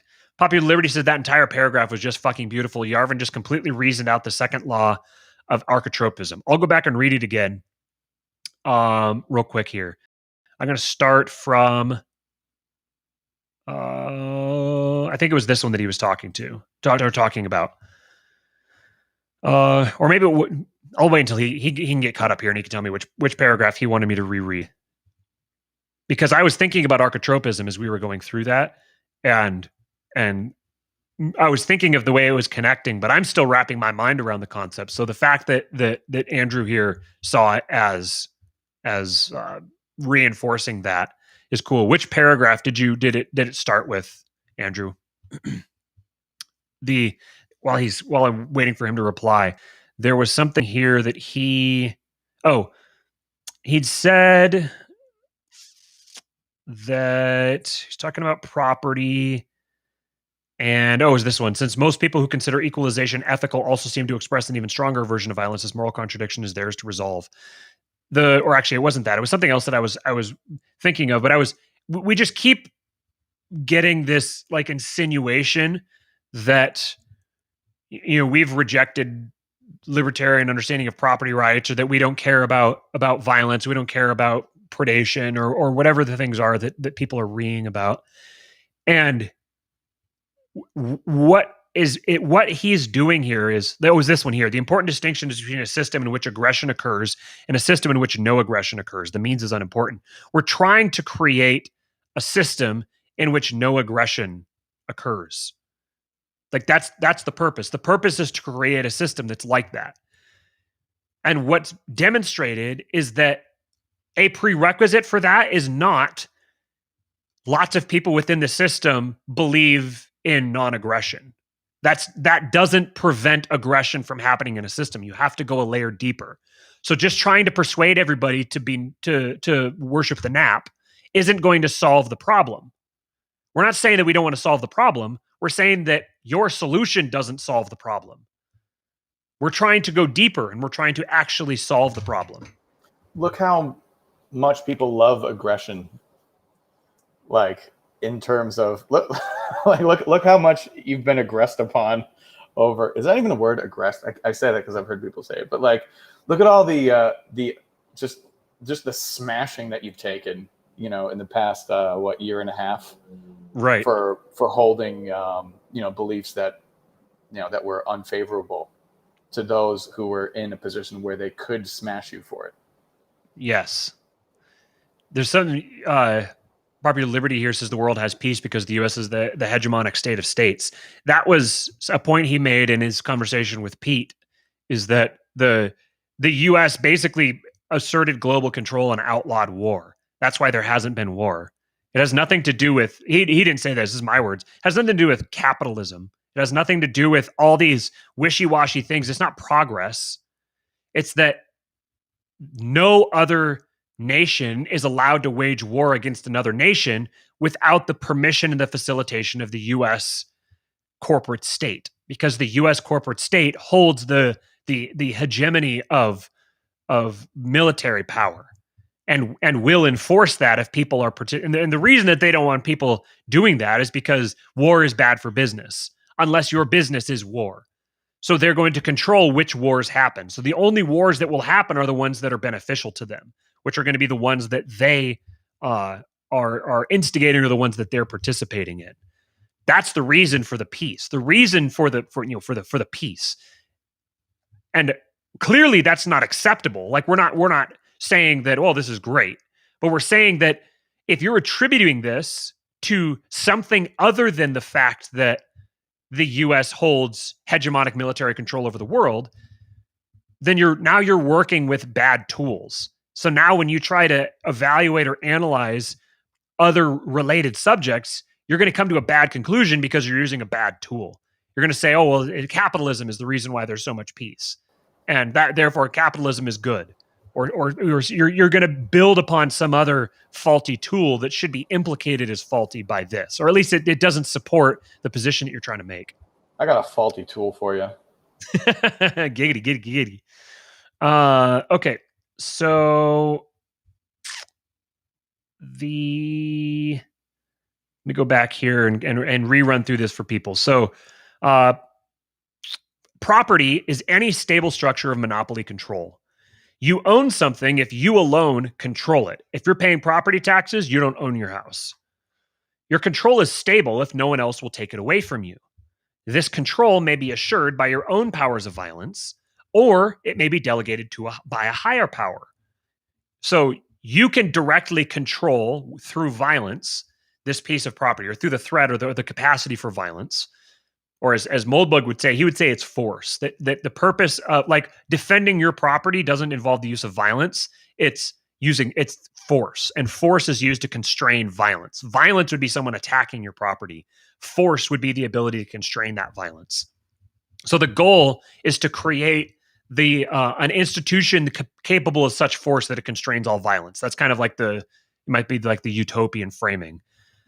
So if it's assured with your own powers of violence, here he says violence. I think the violence force distinction he might have evolved later.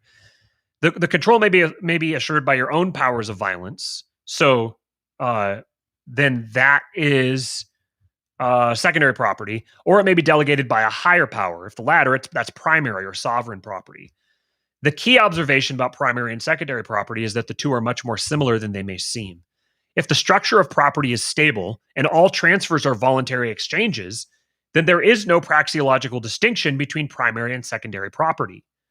If it is impossible for an aggressor to profit by unilaterally adjusting property rights in her favor, it does not matter why it's impossible. The aggressor could be prevented because her aggression is physically impractical, because it will be reversed by police authority, because it will be punished by a nuclear strike, et cetera, et cetera. The important distinction is between a system in which aggression occurs and a system in which no aggression occurs. The means is unimportant. So you're trying to engineer a system in which no aggression occurs. You could do that by trying to persuade everybody not to fight, or you could do it by delegating power to the most powerful institution in the region and they ensure that nobody else fights. Either way, you've still attained the point where no aggression is happening. Now, the devil's in the details, obviously. So you have to, and systems like this, because they're made of by humans, they're always subject to degradation and to degeneration, to degenerating.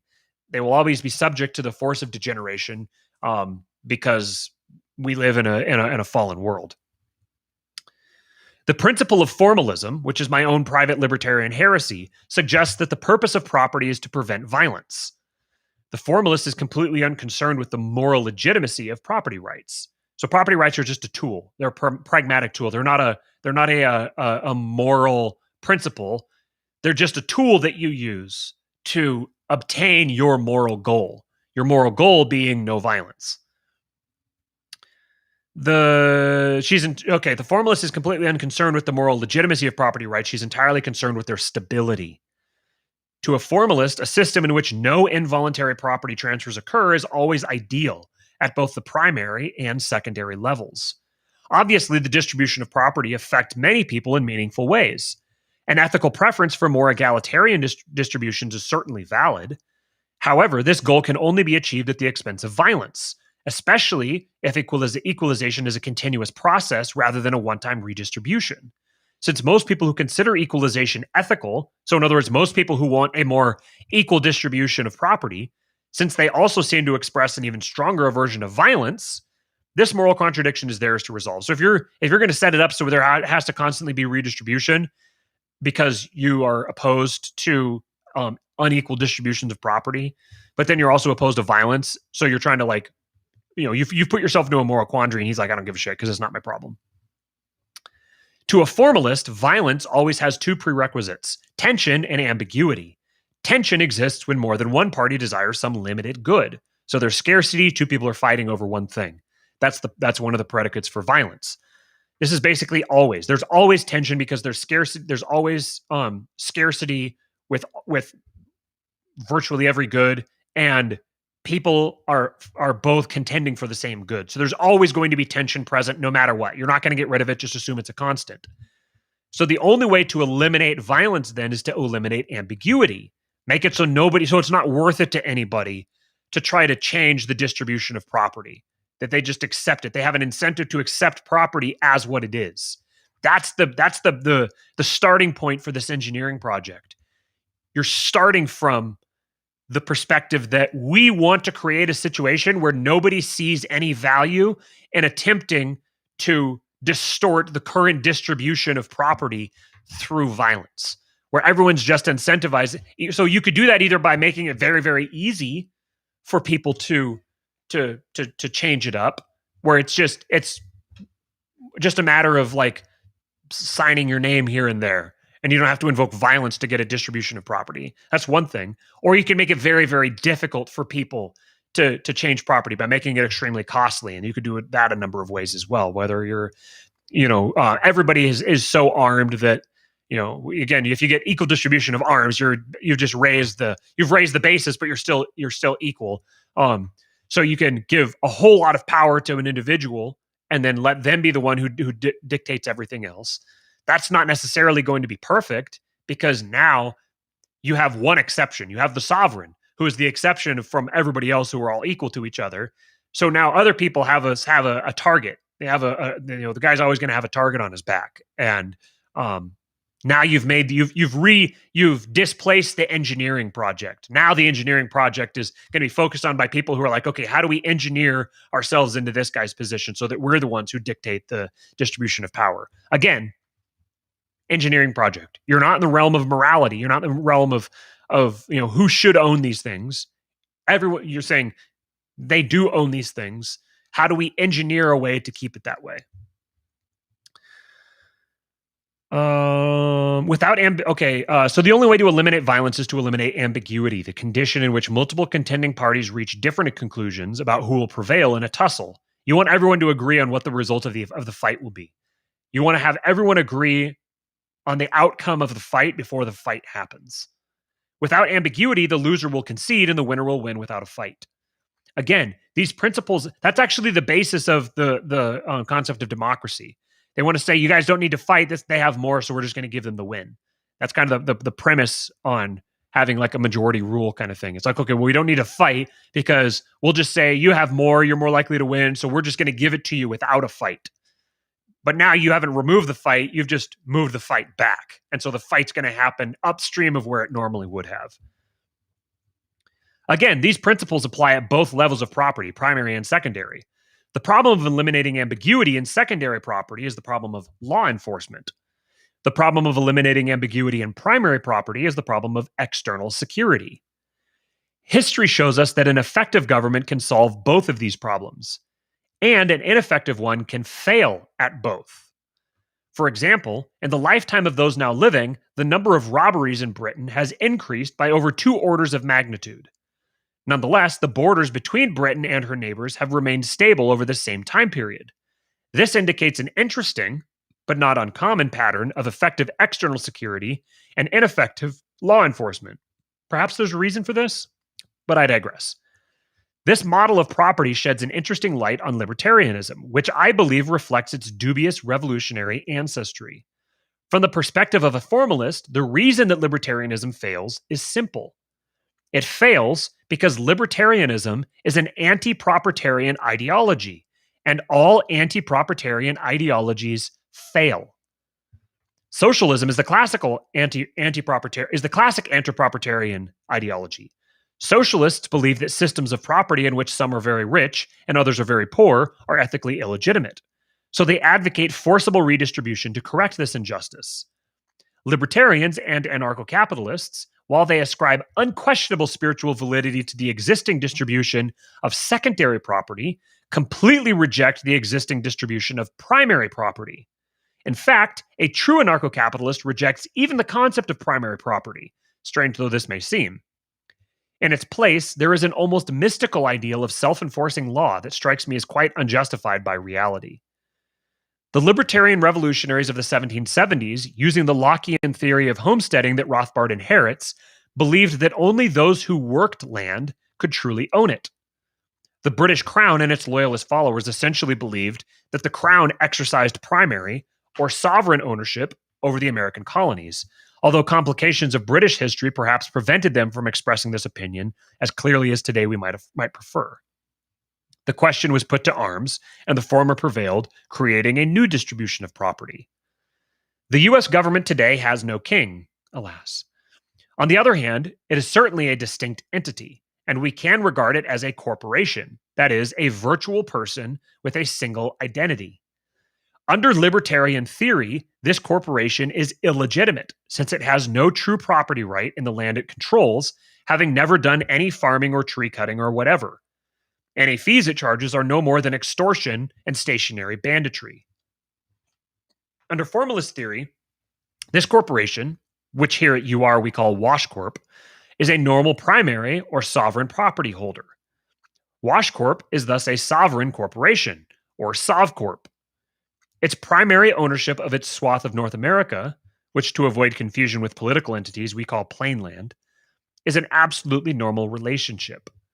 The validity of WashCorp's ownership of plainland does not depend on the Constitution, the last elections, or any other magical right, but simply on the stable and exclusive military control it exercises over the territory. As for the fees that plainlanders pay to WashCorp, they are the normal cost of property rental. Just to reinforce what he's saying here, if you're familiar with the Machiavellians, you're familiar with formal and informal with formality and informality with respect to government, with respect to politics. People talk about in politics. People would talk about the reason why we're passing this bill or the reason why we're campaigning on this platform, and that reason will always be like a made-up fictional reason that's a cover for the actual reason. And the reason is the actual reason is not palatable to people. If you're running on a platform that says, I'm doing this to enrich myself and enlarge my influence, then people are like, oh, I don't want to vote for you, because they want to tell themselves a happy little story about why they are doing what they're doing. That they're not helping enrich and promote your own celebrity. They're buying into this noble ideal. They're buying into this a movement around that we're the morally legitimate ones and everyone else is immoral.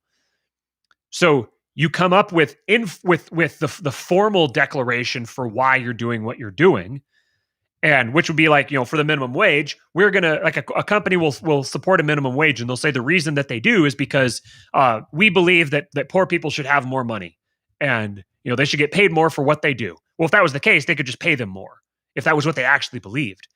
By advocating for a minimum wage, the effect for the company advocating for it is they want to make life harder on their smaller competition. They want to insulate their own market share.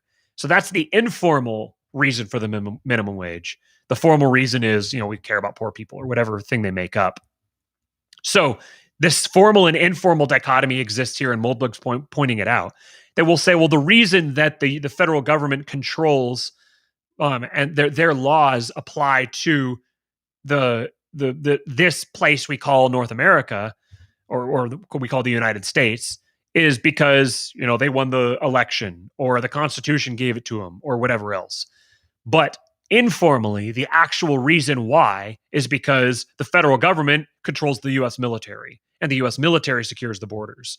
So it's military hegemony that creates the sovereignty.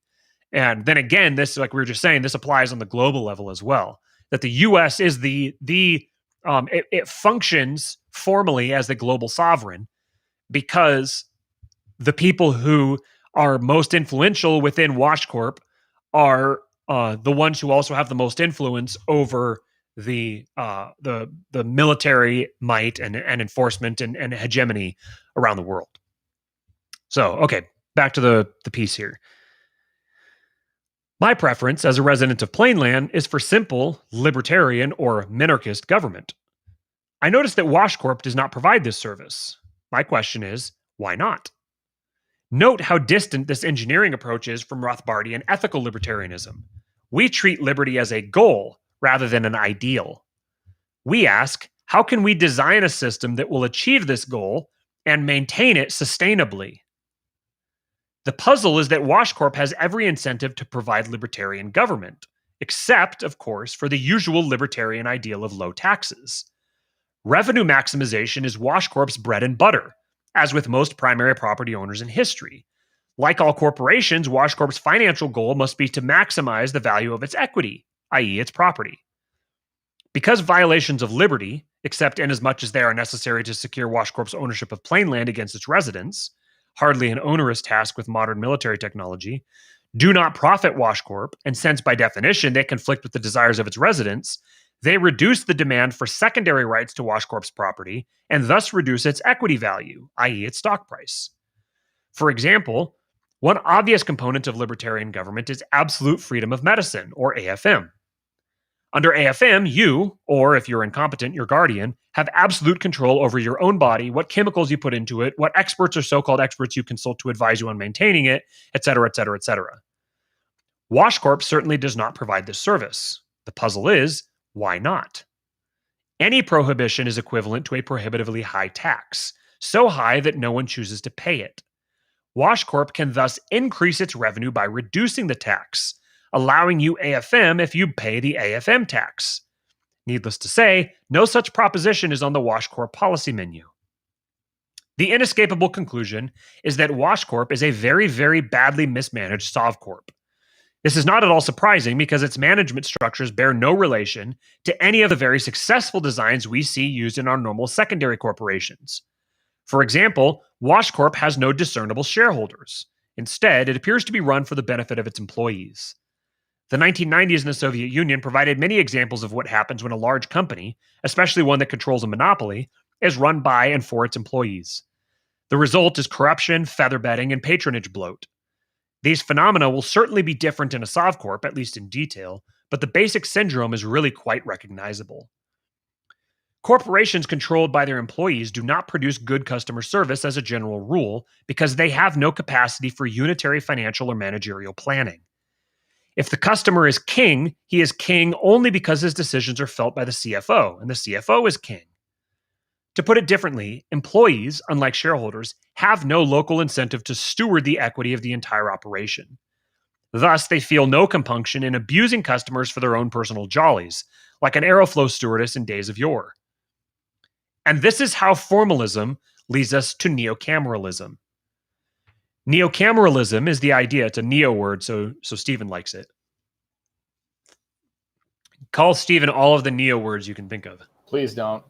And I just want Andrew to know, I see you trying to strong arm you planting your flag on what this post-libertarianism shit is going to be called, and I really respect that. He's going hard with coining the term for post-libertarianism. I see it. It's pretty good. Is he doing that in the chat? I haven't been able to follow real closely. Yeah, everywhere. I see the hustle. Good job, Andrew. Man, do you notice also while we're talking about words that he more than once he defaults to the feminine when he's talking about a person generally? Have you noticed that? Yeah, I thought it was interesting. I wonder if he does it as a troll. Yeah, almost like, you're not going to put me in a box. Kind of a It just makes you wonder. If anyone has any insight on that, I'd love to hear it in the comments. That's been my assumption, that it's a way to prevent people from. It's a way to trigger people. I'm a San Francisco guy. Right. Like, what are you talking about? Yeah. Okay, so neocameralism. I need to drink some water. It would have been a great time while I was doing my little bit there. If it would have been, sip some water. What water are you drinking there, buddy? Is that Stone Mountain, Blasey, Red Cap? That's still water. Mountain Valley spring water. Well, that's close enough. Words. Yeah, shout out Sprouts. Yeah, still water. Okay. Neocameralism is the idea that a sovereign state or primary corporation is not organizationally distinct from a secondary or private corporation. Thus, we can achieve good management and thus libertarian government by converting SovCorps to the same management design that works well in today's private sector, the joint stock corporation. One way to approach neocameralism is to see it as a refinement of royalism, an ancient system in which the SovCorp is a sort of family business. Under neocameralism, the biological quirks of royalism are eliminated and the state goes public, hiring the best executives regardless of their bloodline or even nationality. Or you can just see neocameralism as part of the usual capitalist pattern in which services are optimized by aligning the interests of the service provider and the service consumer. If this works for groceries, why wouldn't it work for government? I have a hard time in accepting the possibility that democratic constitutionalism would generate either lower prices or better produce at Safeway, although it's certainly fun to imagine the elections. If it strikes you as far-fetched to imagine the US government as a corporation with a stock symbol, you might find it easier to start by thinking in terms of private city-states. While none of them comes anywhere near the neocameralist ideal, the city-states of Singapore, Dubai, and Hong Kong certainly provide a very high quality of customer service. Note that none of them has any concept of constitutional, limited, or democratic government. Obviously, Hong Kong has become a different story, and that's one of the legitimate exceptions to this, or legitimate objections. That, how are you going to deal with a belligerent, hegemonic state that's going to come and force itself upon you? That's another engineering problem. It's another problem to solve, and it's possible that that's a fatal flaw. It's possible that is the thing that ensures that this can never happen, or maybe that just opens up a whole new avenue of engineering, a whole new set of technology that has to be created. An easy thought experiment for comparing forms of government is to imagine two competing side-by-side cities with identical geography, A and B, in which anyone can migrate from A to B or B to A by mutual consent of migrant and destination. A common objection to neocameralism is the suggestion that a well-managed SovCorp might restrict not immigration, but emigration, converting itself to a sort of large open-air prison or slave camp. In other words, it'll let you come in, but it won't let you leave. I invite the reader to imagine the effect that this decision might have on property values, or to think about how profitable it is proven for North Korea, South Korea can be your B. Oh, how profitable it is proven for North Korea. South Korea can be your B. We could reasonably say that A has achieved better government than B if there is a net migration flow from B to A, especially if the kind of people who are flowing from B to A are the same kind of people as whoever decides what better means. Now imagine that A and B are both copies of San Francisco, but A is managed by Donald Trump or Lee Kuan Yew or Elizabeth I, whereas B is managed by the present arrangement of city, state, and federal governments. How wild is that can happen? It's right? So cool. Again, if you're just tuning in, he's writing this in 2007. God, 2007, and he great. Yeah. God, that's fantastic. Okay, so imagine that A and B are both copies of San Francisco, but A is managed by Donald Trump or Lee Kuan Yew or Elizabeth I, whereas B is managed by the present arrangement of city, state, and federal governments. The results? While San Francisco is a beautiful city, so is Detroit. Note that this hypothesis is entirely testable. It is perfectly practical to create private cities. The step from special economic zones, which are often new cities, see, for example, Saudi Arabia's forthcoming entry in the game, which was the King Abdullah Economic City. Let me pop this open real quick here. There. So, see if I can zoom a little. It's a mega project announced in 2005 by King Abdullah bin Abdulaziz Al Saud, the former king of Saudi Arabia. Private city. It is the total cost of the city is around 207 billion reals, which I have no idea how much that is, but it sounds like a lot. The city is a part of an ambitious 10 by 10 program to place Saudi Arabia among the world's top 10 competitive investment destinations by the year 2010, planned by Sagia. The first stage of the city is completed in 2010, and the whole city is planned to be fully completed by 2020. The city aims to diversify the nation's oil-based economy by bringing direct foreign domestic investments. The city also aspires to help create up to 1 million jobs. I want to see what actually happened with it. Developments. June 12, 2008, King Abdullah visited the city and evaluated the progress. He also inaugurated projects and initiatives with a total worth of 35 billion. I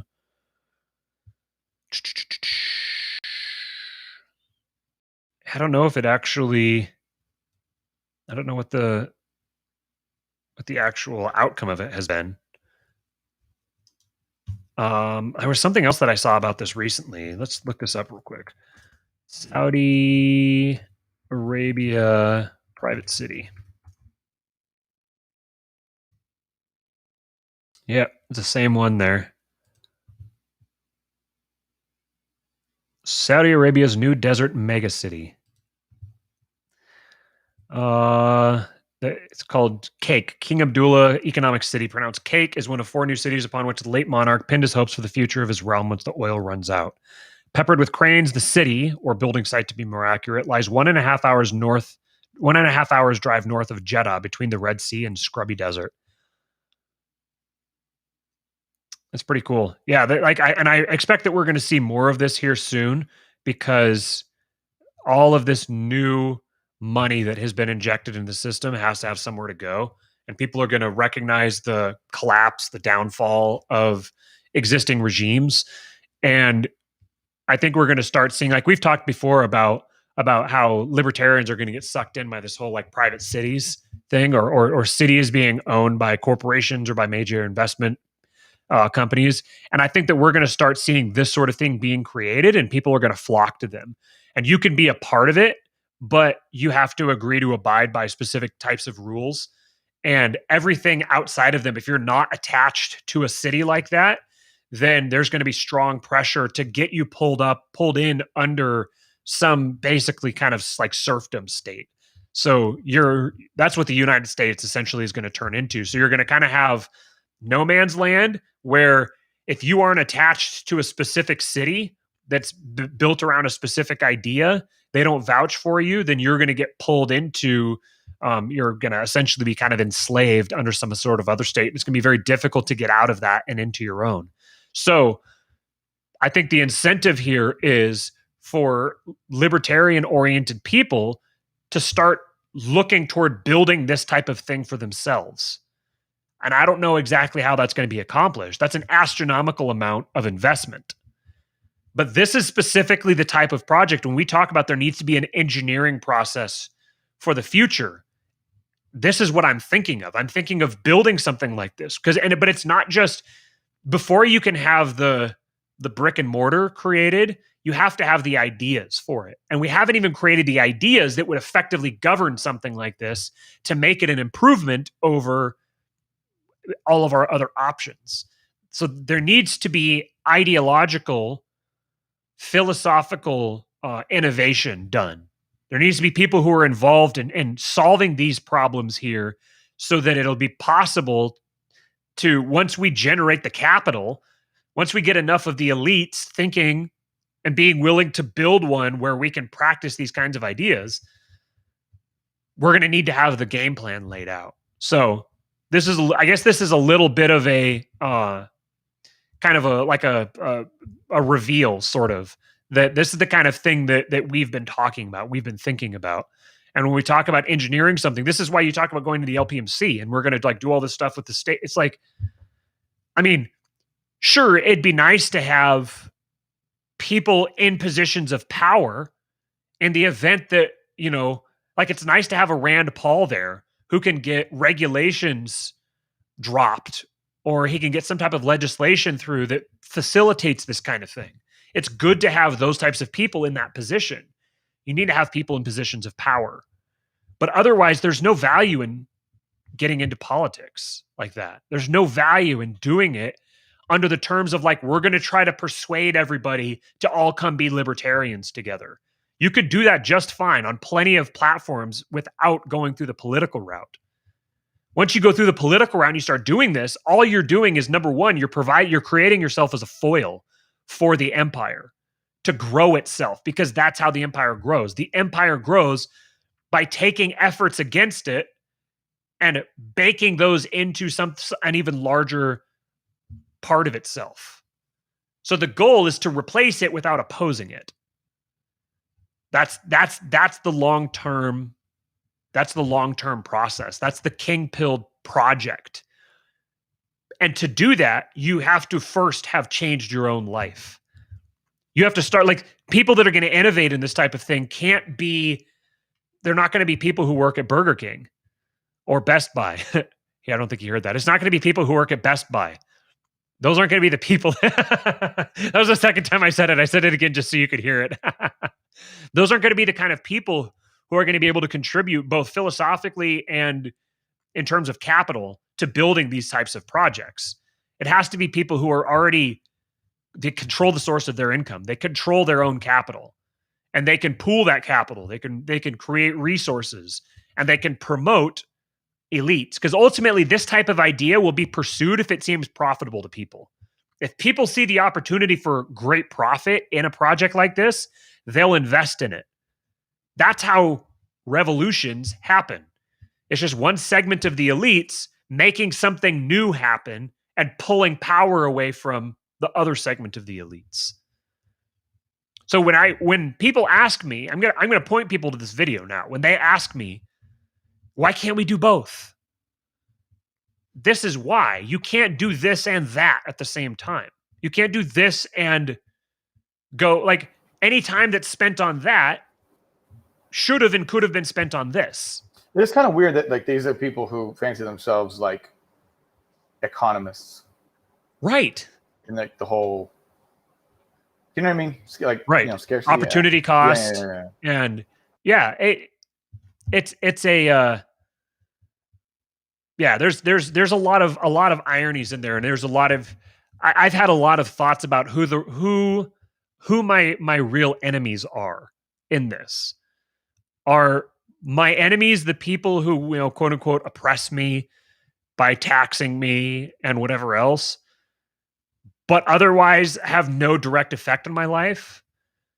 Or are my enemies the people who are like actively trying to work against what I'm doing, who are actively competing for the same minds as me?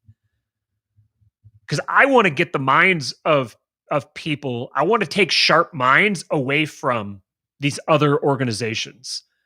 I want to attract the smart people to work on these projects. You don't need smart people working on political campaigns that don't matter, that won't move the needle, that won't actually contribute to any positive change. You need those smart minds focused on projects that matter, like building a new private city for libertarians to live in that will govern itself according to libertarian principles. Let's finish this piece here. Okay. The step from special economic zones, which are often new cities, see, for example, Saudi Arabia's forthcoming entry in the game, to Sovcorps is quite short. Again, once property rights are established, the difference between primary and secondary property are organizationally irrelevant. Government is management. Good government is good management. And bad government is bad management. In conclusion, let's compare formalist neocameralism to libertarianism. The advantage of libertarianism from a practical political perspective is that it has deep roots in the American value system, and it is hypothetically possible to persuade American voters to return to the values that their ancestors held in the 18th century. If they do this, they will become libertarians, vote for Ron Paul, return us to the gold standard, etc. The disadvantage of libertarianism is, if I am right, that it is unsound as a principle of political engineering, that its historical roots are largely mythical and fantastic, and that there is no reason to think it is easy to change anyone's value system, let alone resurrect values held by distant ancestors. The disadvantage of neocameralism is that it is completely alien to American voters, that it has no connection at all to any American value system, that no one has even heard of it at all, that it represents a complete rejection of the sacred American principle of democracy, and that it could be described, not utterly without grain of truth, as corporate fascism or some such similar epithet. The advantage of neocameralism is, if I am right, that unless you have a very perverse ethical system that glorifies violence, it can be justified logically in a few pages of text without reference to any human ought. It can be tested empirically, and arguably, it already has been. In other words, neocameralism has no advantage except that it is a value-free proposition which is consistent with reality. Often, historically, this has been sufficient. One way to illustrate neocameralism is to outline a strategy for restructuring WashCorp as an efficient, shareholder-owned operation. I'm aware that I've promised an answer to this question before. However, this blog is far too long already, perhaps next week. Of course, on my vacation, I produced no email whatsoever, but I will rectify this shortly, I swear. I know the feeling. Okay, so that is that. That's the, that is, there we go. Oh, I don't want that. I want that. There we go. So that's why I'm not a libertarian, from Curtis Yarvin. And as I said at the beginning, if you were hoping for something, if you're someone who is not, or someone who is a diehard committed libertarian, and you are looking for something to persuade you away from libertarianism, that's not going to be it. I know it's not. Partly because I know that there's nothing that's going to persuade you, because your commitment to your belief system is not because of how much you believe it. Your commitment to your belief system is things far beyond the actual merits of the belief system. But this piece is for people who are already questioning, who are already thinking some of these things and starting to wonder about the long-term utility and continuing to be involved with libertarian Facebook groups, libertarian caucuses, libertarian political parties. If these are just places where people are just attempting to revive, they're trying to revive something that died like the instant nobody was looking at it. And the fact that you're trying to revive something should, it's dead. It died. It died for a reason. So if you're going to revive it, you have to at least address the reason why it died. And the reason why it died wasn't because it was too close of a fit to the system that it's operating within. So it isn't like the way to revive it is to be just completely different and don't repeat basically anything about it. So my goal here is, I've said this before, my goal here is not to be contentious and not to be involved in personally attacking people. That's not my goal, and it hasn't been my goal. And I personally have not abandoned these ideas of liberty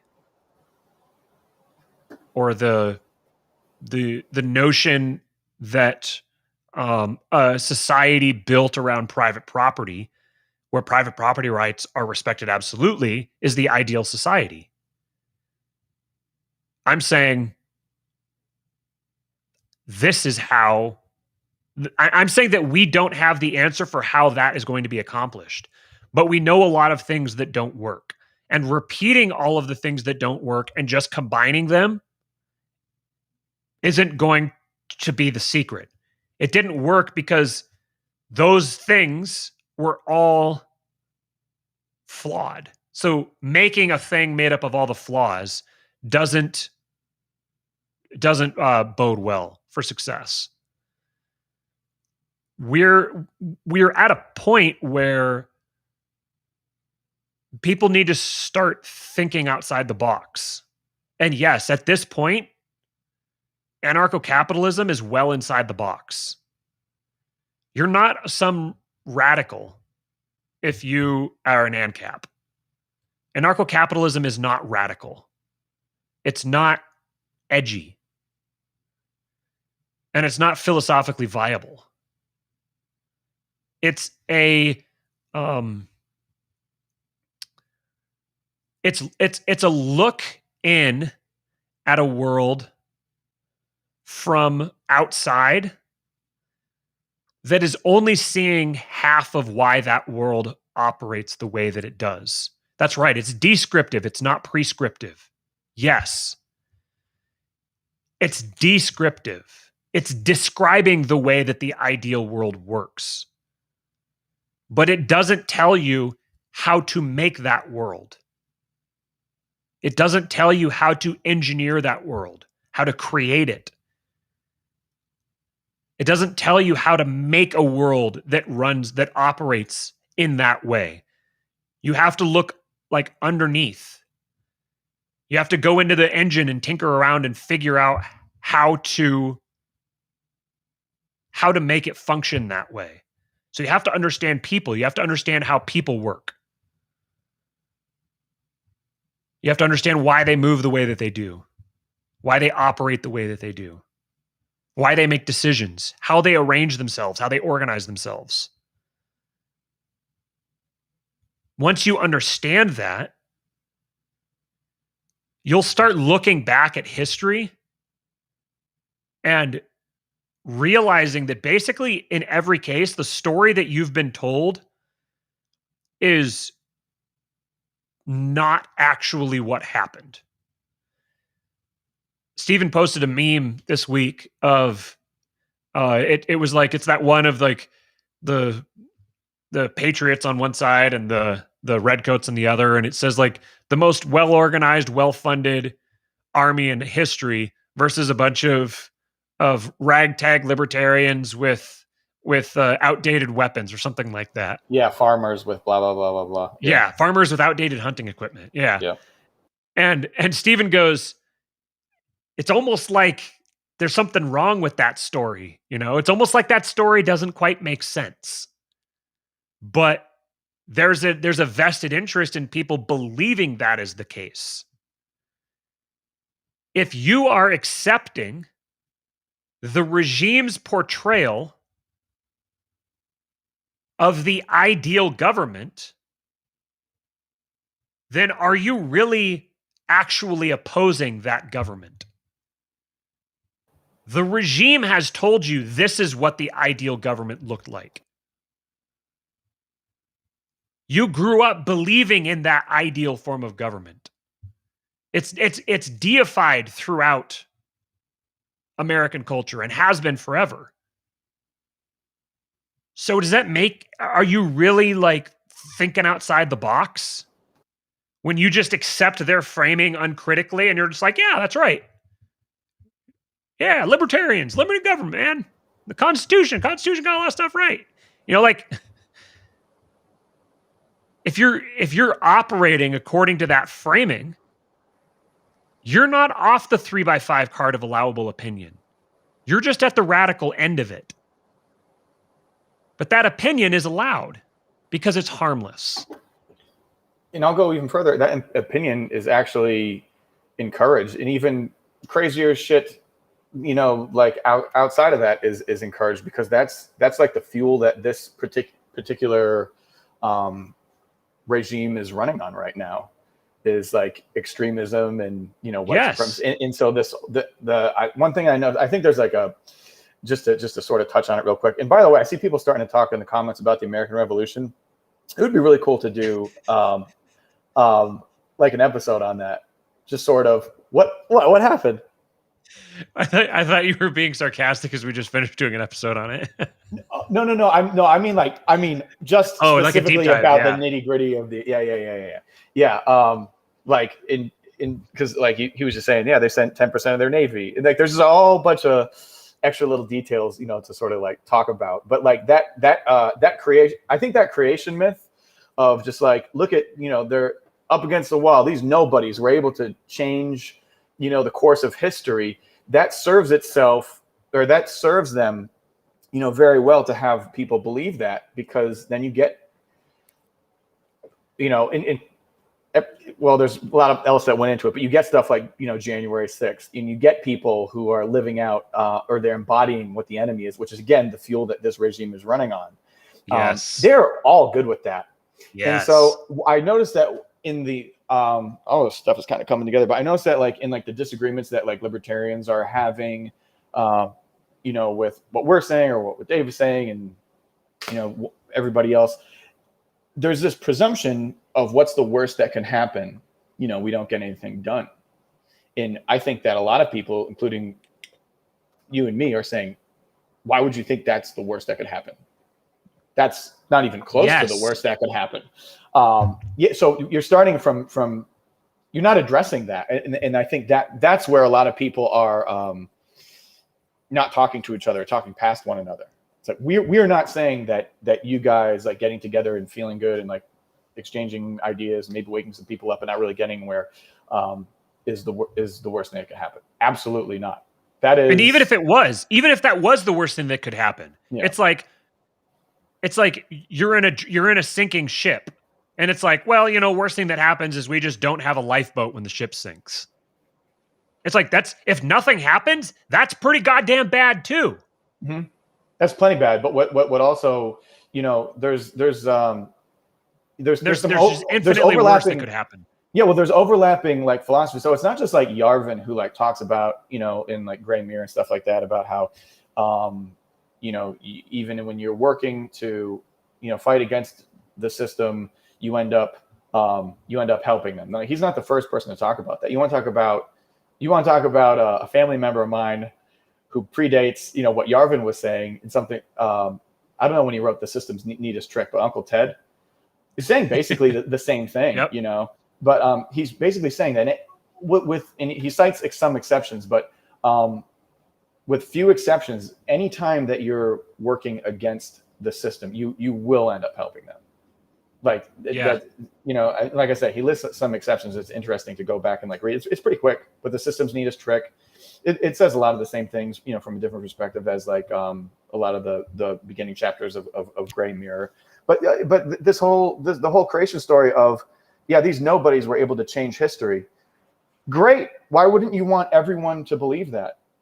You know what I mean? And isn't it kind of interesting how a lot of people, who are suspicious of everything in American history for different reasons, like conservatives are skeptical of it because of this, libertarians are skeptical because of that, and then you even like lefty people, think that, no one takes, the versions of history just as such as written, but they all kind of rally around the same origin story of the United States, which is kind of interesting. You get a lot of libertarians, they call conservatives, idiots all the time, but it's just like, it's indistinguishable on July 4th. You guys are saying all the same shit. You know what I mean? And I think it's very important that to the regime or whatever, that people buy into that, because then you have summers like this one, who benefit from it? They did, right? And then you have some kind of like reaction. So you have stuff at like the Capitol, and you have the state capitol with the guns. Who benefited from that? They did. So you want people to be causing this for whatever their motivation is. You want people to think that they have any impact and can continue pouring energy into the system so that they can use it for their advantage. But Absolutely. it's not at all like a new concept. And so I think that's when, people who are just like, oh, you need to read more Rothbard, or what's the worst that could happen? It's just like, well, address that question. Address how you are not working directly in opposition to what our mutual goal is, probably. Yes. That was a good rant. Thank you. And Got some anyone good who wants to comments make going on here too. the clips, just send them over and we'll upload them as clips. Thank you. Clockwork Industry says extremists are so useful to the elites right now with owning all the media as a weapon. Right. Because you don't get to tell your own story. They're going to tell your story, and they're going to tell your story in a way that suits their ends.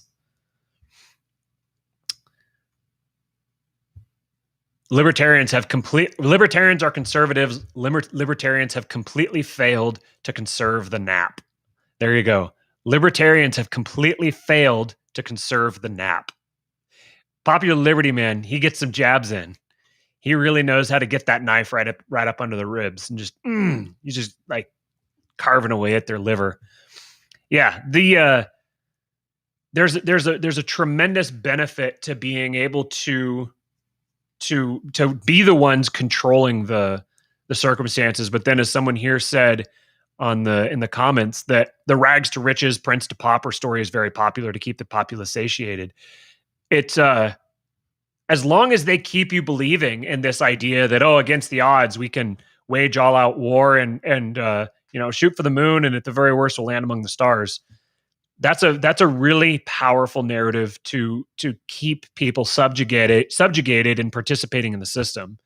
I had this total anarchist goofball who was coming at me a few days ago, and he was talking about because I am willing to sanction participating with politicians, that I'm not a good Christian because of that. Because like the spirit of Christ is to just oppose everything that the state does, not to. Yeah, and I don't want to cut you off, but like I don't know if he would agree to like talk with us or whatever. But man, I've had this conversation with an Orthodox priest, and Interesting. Yeah. What do you say? Oh man, I don't even want to like bury the lead on it, but like it just. One thing that I've noticed in like talking with him is that the concept of like, to two arguments simultaneously. Yes. You know what I mean? And which I guess is, maybe that like flies a little bit in the face of the Enlightenment or whatever. But like, it just kind of him. Like talking with him, and I presented this kind of situation. I'm just like, okay, so let's say the election's happening, and I'm legitimately convinced that there will be less violence in the Middle East if Trump is elected president. And what would I, me doing my part, whatever it is to try to ensure a Trump presidency, whether I'm just a voter or if I'm somebody who can do some sneaky shit, that's illegal or immoral somehow. And if I wanted to fortify an election for Trump, basically, something along those lines, but then there's somebody else who is like this guy that you're talking to that is, saying you need to stay out of the political system entirely. And there's only one. And again, I'll let him, if he wants to come on, speak for himself. But he was just saying that he couldn't argue with either one of those. That if your goal, like in a world, is practically, to see less badness in the world, like that, he didn't see any way of like standing in the way of that. That's interesting. Prescribing anything against that. But like I've noticed a theme of like talking with him, it's just like yes to like two simultaneous things that would seem to, oppose. There's this thought that I've had in the past where I wonder about. I try to operate. It's hard to do because our brains just aren't wired this way. But I try to treat everybody as if they are right from their perspective, and like trying to imagine like if you were to go through their entire life living through everything that they live through, from their perspective, you would arrive at the same conclusion as they have. That conclusion is universally true from their subjective perspective, and that this is the case with everybody in all cases. It might not be. It's kind of a cop out when you say, you know, and if I were you, I'd feel the same way. But like, it is a statement of fact. If I were you, because if I were you, as evidenced by the fact that you are you and you feel this way or think this way, if I in fact were you, I would feel the same way. Like, right, it's a truism. It might have been in How to Win Friends and Influence People that he referenced that idea. But yeah, I mean, of course. That's universally true. Like, by definition, it's universally true. If I were you, I would have the feelings that you do. And all of us we don't have the ability to experience reality objectively. By definition, we only experience it subjectively. So if there's an objective reality, you know, we don't have any capacity for experiencing it. It's almost like objective reality is God, and we can only experience objective reality subjectively. So we only can experience God subjectively, but that doesn't change God's nature. You know, he reveals himself to us through given ways, whatever way he's going to do it. And our job is to respond subjectively, accurately to God as he has revealed himself to us. And so from that perspective, it's interesting. I'm listening to this Orthodox priest's podcast about the spirit world. Lord of Spirits is what it's called. And they've made me look at a lot of these things very differently. They've given me a very different perspective on history, like historical Christianity, what Christian doctrine actually means, what it's actually describing. And one thing that they've emphasized, that they've pointed out, is that every single member of the divine council is identified with their role, with their responsibility. Their identity is their duty. So like even the word angel is a description of a duty, the messenger. Satan, it's the Satan. It's a role. It's like the accuser, or like the prosecutor, or the opposer, the one who opposes. It's like a legal duty, legal responsibility. And then there's all these different levels of angel. You have the cherubim, the seraphim, and all these different beings are all described and identified with their duty, their responsibility. And then humanity was created and was given its own distinct responsibility. And we are identified by our responsibility, our obligations. And if we fulfill our obligations, then we'll be rewarded. Like, this is the way that humanity is describing it. That humanity is prescribed to by Scripture. If you fulfill your obligations, you'll experience the rewards. That's like the explanation of it. So taking this perspective, then thinking about a machine that has evolved to take opposition to it and turn that into strength, into power, what's the best way to disarm it? The best way to disarm it isn't to fight to it. The best way to disarm it is to submit to it. If you stop fighting it and you just submit, it loses power. Because its power is like the fuel that it puts in its tank is resistance towards itself. If you stop resisting, I'm just reasoning through this. That if it's like it naturally follows that if this machine called the state fuels itself up by taking all the resistance to it and turning that into power, it's like an alchemical agent that turns resistance into power, then the natural conclusion, it naturally follows that you stop resisting it. You just relax. let it do its thing, submit, turn the other cheek, do it. Just don't fight it. Render under Caesar what is Caesar's, render under God what is God's. Like, that's a hack. It's showing you it's like you've been playing this video game and you're like fighting this boss and you keep trying it. It seems like there's this one, you have to run up here and you have to jump up on the stump and you have to grab this thing and you have to, run over here and grab the jetpack and get the weapon and then come around from this side and shoot him from here. It's like you keep going through the same process over and over and over and over again. And it doesn't work. You just keep fighting it, and it doesn't work. And then finally someone comes and they're like, that level's so easy to defeat. Just stop fighting him.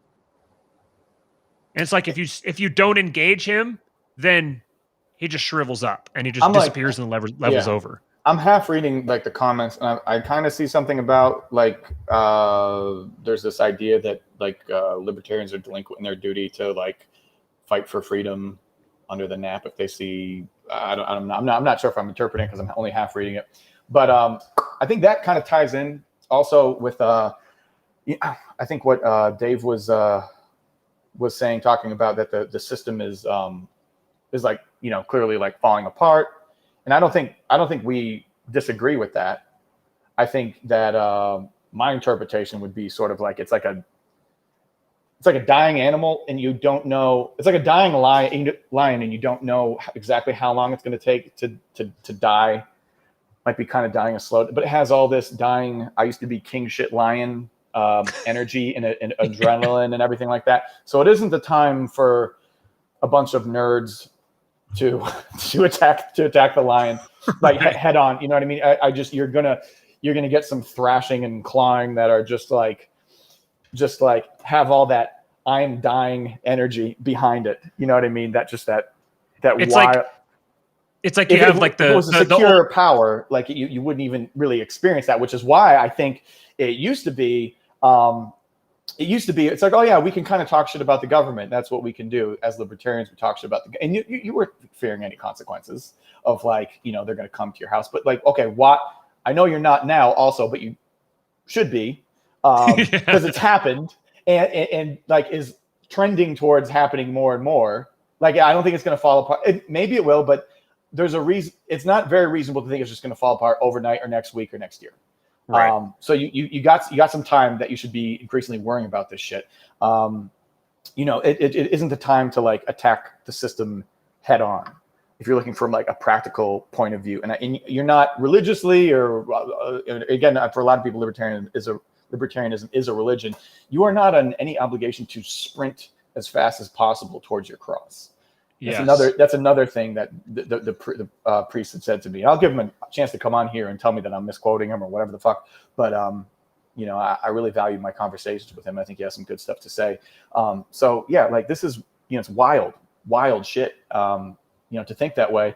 And like in another thing, when Dave was in Pete's episode, he was talking about how it's like, man, we haven't faced real adversity by comparison. You know what I mean? And I also agree with that. Yeah. But what I would offer is that real adversity.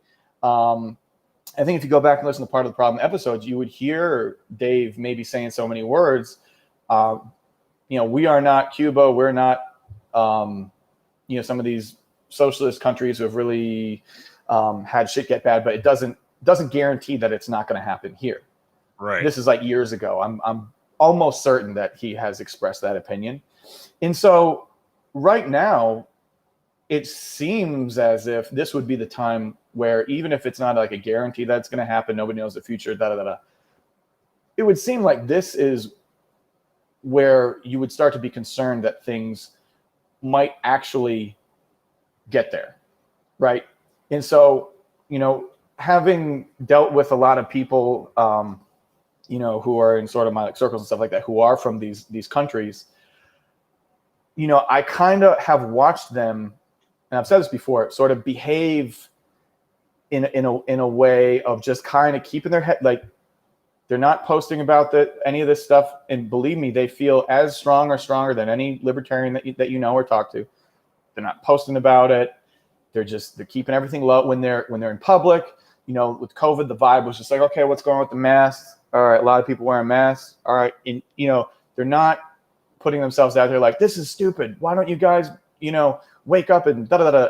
They're just seeing what the vibe is, and they're just going with it because they've lived through this before. And I know some who are like pretty reasonably freaked out, and I think for the people who have objections about, the LP, getting involved with the LP and think that it is potentially dangerous and has like potentially harmful consequences, to individuals who get involved with it or whatever. I think those people are just maybe closer to some of these people from the other countries that I'm talking about, where basically, watching them is kind of like when you just see your cat just starting to do fucking like capoeira, like on a sunny day, and you're just like, what the fuck is up with Snickers? And then the dog just starts like pop locking, and you're just like, what? And then you get an alert on your phone. It's just like, oh, there's a tornado warning for like fucking 9 p.m. tonight. What the fuck? And it's just sort of an early warning thing that they're just dialed into something. And I'll never forget, man. I'll get goosebumps again just thinking about it. But it was way in the beginning of like COVID. It was like, there's this girl, I don't even say what country, but like she, from a country where you would take this seriously. I read some article or a headline or something that was going on with COVID, and it was like earlier mid-March or something like that. And she just without skipping a beat, she just goes, up, here it comes. And I was just, you know what I mean? And so, okay, you could say maybe some of these people are hypersensitive.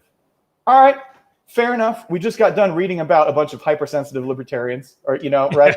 and so, in someone in the just because you're paranoid doesn't mean they're not after you, whatever. You know what I mean? It's just all this stuff is just things worth considering. And like all we're trying to do is put this forward to people, who are presenting this idea in this climate, getting people involved, group activity out there, in the public. We're just kind of taking this whole like paella of like concern and just saying, hey, what about this? You know what I mean? Have you anything on this? And then all you're getting is nah, Yeah, or like, even you gotta do better than that. Even like how dare you suggest those things are a concern? Fuck your paella. Yeah. It's like, well, okay, nice. Now we've got paella all over the ceiling. To use your lion analogy, it's like there's this lion that's obviously wounded, and obviously he's going to die at some point. The question is he going to die now or is he going to die later?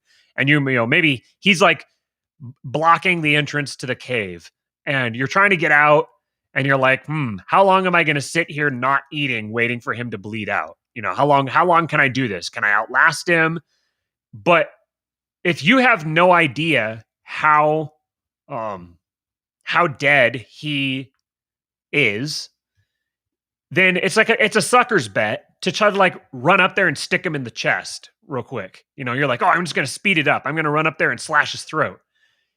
It's very likely that as you start running up there, he's going to be very much not as dead as he had just been. And so I can almost imagine just like, right. I can almost imagine it's like, this is like the thing that the old grizzled hyena does to the young, like yearling hyenas. They're like, hey, go over there and poke him and see what happens. The little like young hyena's like, yeah, man, I'm going to go prove myself against the big bad lion. And he runs up there and pokes him and he gets the shit kicked out of him. Decapitated. Yeah, man. And the old grizzled veterans, like that's the dynamic that I see here. That you're going to, let's follow how many the security people are going to run the Capitol building. Right. How many people are going to run up and try to poke the lion, or like think that they're going to be the one who run up and get the fatal blow in? And like the lion's not coming after all the people who are backed up against the wall. He's going to come after the people who run up and try to poke him. So just don't run up and poke him. You're not actually going to benefit from it anyways. I'm not going to try to sustain the analogy through this, but like, there's nothing to be gained from it. You're not going to like, the absolute utopian best case scenario just barely moves the needle. Maybe it like accelerates the timeline by a few, like some months, as people are woken up. It's vastly more likely that a whole bunch of people aren't going to be a big fan of a bunch of self-righteous goofballs proclaiming to them that they need to be woken up. There's a good chance that they're just not going to like that. And the reason that I can speak to that fact is because I'm currently on Twitter experiencing what it's like when a bunch of libertarians have someone tell them that they need to wake up. They don't react well to it. Now, for me, I'm not trying to convince everybody. My idea isn't something that I need to get everyone to buy into. I'm not trying to get popular support for what I'm talking about. I explicitly don't want popular support for what I'm talking about because I don't want those types of people around. What I want is I want support from the right people. I want high quality people who see the cat doing capoeira and are interested in coming up with a solution for the tornado apart from warning other people that tornadoes are bad. We're just saying it's worth asking why the cat is doing capoeira. That's it. And so, you know what? I got to say one of these things. I'm noticing, I think that we're finding an audience because I've kind of noticed that the huge influx of subscribers and the like taper and then subscribers taper. You know what I mean? That's good. You know what I mean? It's good. It's good. I like that. But I've been watching. Because we get the like the big influx, and then all the dead weight sloughs off, and what's left is a little bit more good stuff, and so we get another big influx, and all the dead weight has to slough off, and then we get the good stuff, and so we're adding good stuff a little bit at a time. Maybe you'll come back, maybe you won't. Yeah, and I think also this isn't like doom and gloom, or I don't mean it to be doom and gloom. It's just like just general risk assessment. Like, I don't think that everybody who gets involved with the LP is going to be in federal prison or, what, like, it's not at all. But like, I don't know. I know people who've gotten caught up in, like, I personally know people who've gotten caught up, and I know of stories of people who know, it's just, it's not a non-zero, proposition. That's all. Right. And so it's like, if it's a non-zero proposition, then there'd better be a non-zero chance of victory. Yeah. If it's a non-zero, so your chance at victory needs to concord with the risk that you're undertaking. And again, I think maybe our next episode we'll address this one last time because and we might even just write something and then put it out, just because we were talking just before we went live that for both of us, it's this case that we both see flaws at every layer of the process. Like, there's a fatal flaw at each layer of the process. This is a stack of fatal flaws. And we get into these conversations talking to people about it, and we'll start talking about one and then wind up on another one and then migrate to a third one. And to other people, they're like, oh, now you're just moving the goalposts. No, I'm not moving the goalposts. Each one of these is a set of goalposts. Each one of these is a legitimate, valid argument. So I think we're just going to break that down, and then put this whole thing to bed, because as much fun as it is to watch a bunch of performing monkeys in our mentions and comments and everything like that, we're ready to get back to business. We're ready to get back to the actual stuff that matters, not all the drama. Yeah, and the other thing is like, I mean, this just kind of goes back to something that we've said, but like, Dunbar's number, man. You know what I mean? It's just like, we're in this world where, there's a lot of people are interacting with one another, but you can kind of see in just the way things get lost in discussion. There's not a lot. I'm sure that Dave or any other time that this topic comes up, I'm sure that they would feel like, man, if they had the context of everything that I've been talking about before, or that I've been saying for the past couple months or weeks or years or whatever it is, there wouldn't be this confusion. I think it's kind of hard for this topic, for people just to sort of hear, soundbite of this or even an episode of that. And it's like you're missing a lot of context from, things that Matt has been saying for months and months, and sort of like he's saying, like the nuance of criticisms at different levels and things like that. And it's just like, it's just like, that's not particularly how things get hashed out, but it is how, even if it's not even if it's not the long form discussion between two people, either privately or, whatever, maybe it will spark discussions that are somewhat, beneficial, for people who have different viewpoints and, can kind of gain a new perspective on stuff. But there's enough people who are hearing what we're saying, or at least curious to like what we're saying and what a lot of other people, have been saying, where I think overall it's been a good thing, just to get get that point of view injected into libertarian echo chambers or what have you. Right. It definitely, and that's why we'll go into this more in our next episode, but that's why I don't mind the way that things turned out the way that they did, even though that's not the way that I would have done it. I wouldn't have. I didn't go into that conversation expecting it to go the way that it did, and I wouldn't have taken it that way. But I don't think that it was a bad thing because of the way that everything panned out. Sure. Well, I do think it's kind of funny that, and I don't know, maybe I missed something. I missed things, but like me and you look very similar, right? Yeah. It seems people are able to tell us apart. You and Vin, I don't know. It's just like, but like, did I miss? Did you fucking call Dave a fucking like? I don't. I mean, maybe you didn't. I don't want to like blow it up and just like, yeah, no, I did. I was like, yeah, I totally agree. This guy's because I didn't think you did. In fact, I thought you the next day when we talked said, hey, look, man, I hear what he's saying. I don't think I would have taken the discussion in that particular avenue, but I think you're catching a lot of shit for this fucking predator thing.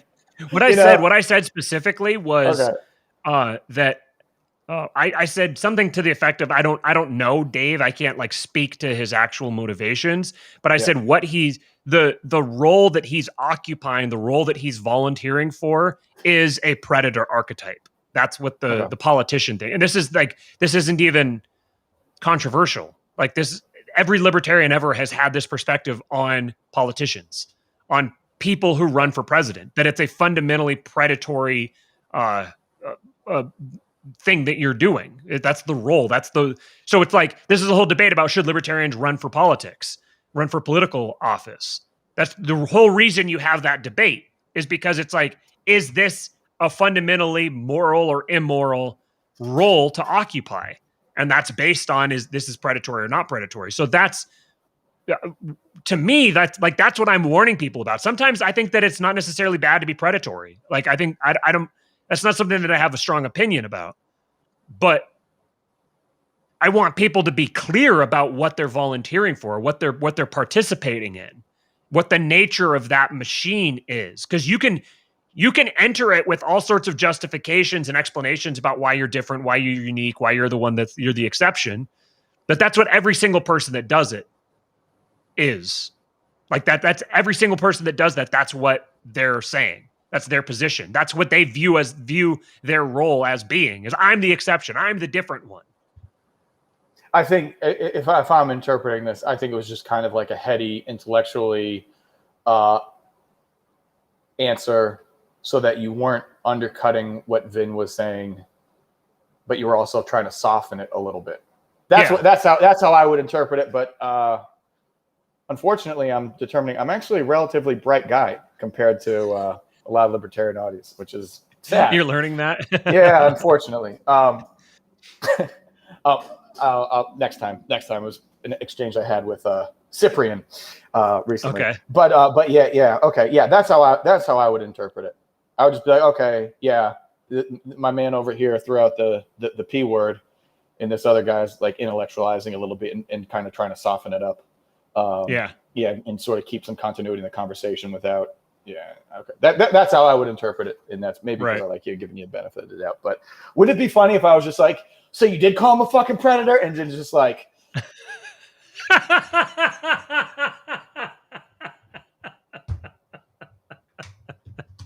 Did my video go away? Yeah. Okay. All right, good. It'll pop back. I was so nervous about doing that because I feel like if we were using Ecamm, that just I don't think it would have worked. Nah, we would have fucking been off the internet. Like it would have deleted your account. It can't handle shit like that. This is good though. Wait, you say he's a predator? I should hang up on you right now. That'd be yeah. This show is gonna eventually get kind of. We're gonna find our whatever we're doing, and we're just gonna get real weird with it.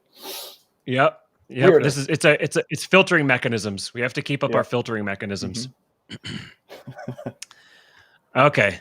Well, that's we've been going for almost 3 hours now. So I think this is a record long stream thus far. And all the people who show up, like in a year, if we still have this account in a year, all the people who show up all these people who show up for some Yarvin stuff, they're gonna get this. They're like, what the fuck is all this shit? Yeah, man, my foot is bumping, so I've got to go to Paloma Verde and enter my promo code King after I select all my my CBD painkillers. Because PalomaVerdeCBD.com. Oofta. That's right. Thanks for listening, guys. Thanks for being here. Thank you so much. Like, share, subscribe, do all that stuff. Follow me on Twitter @RealKingPilled. Follow Libertarian Steve. He's got some bangers. On fucking Twitter, please. Messina Inc. You got to see the bangers. All right. See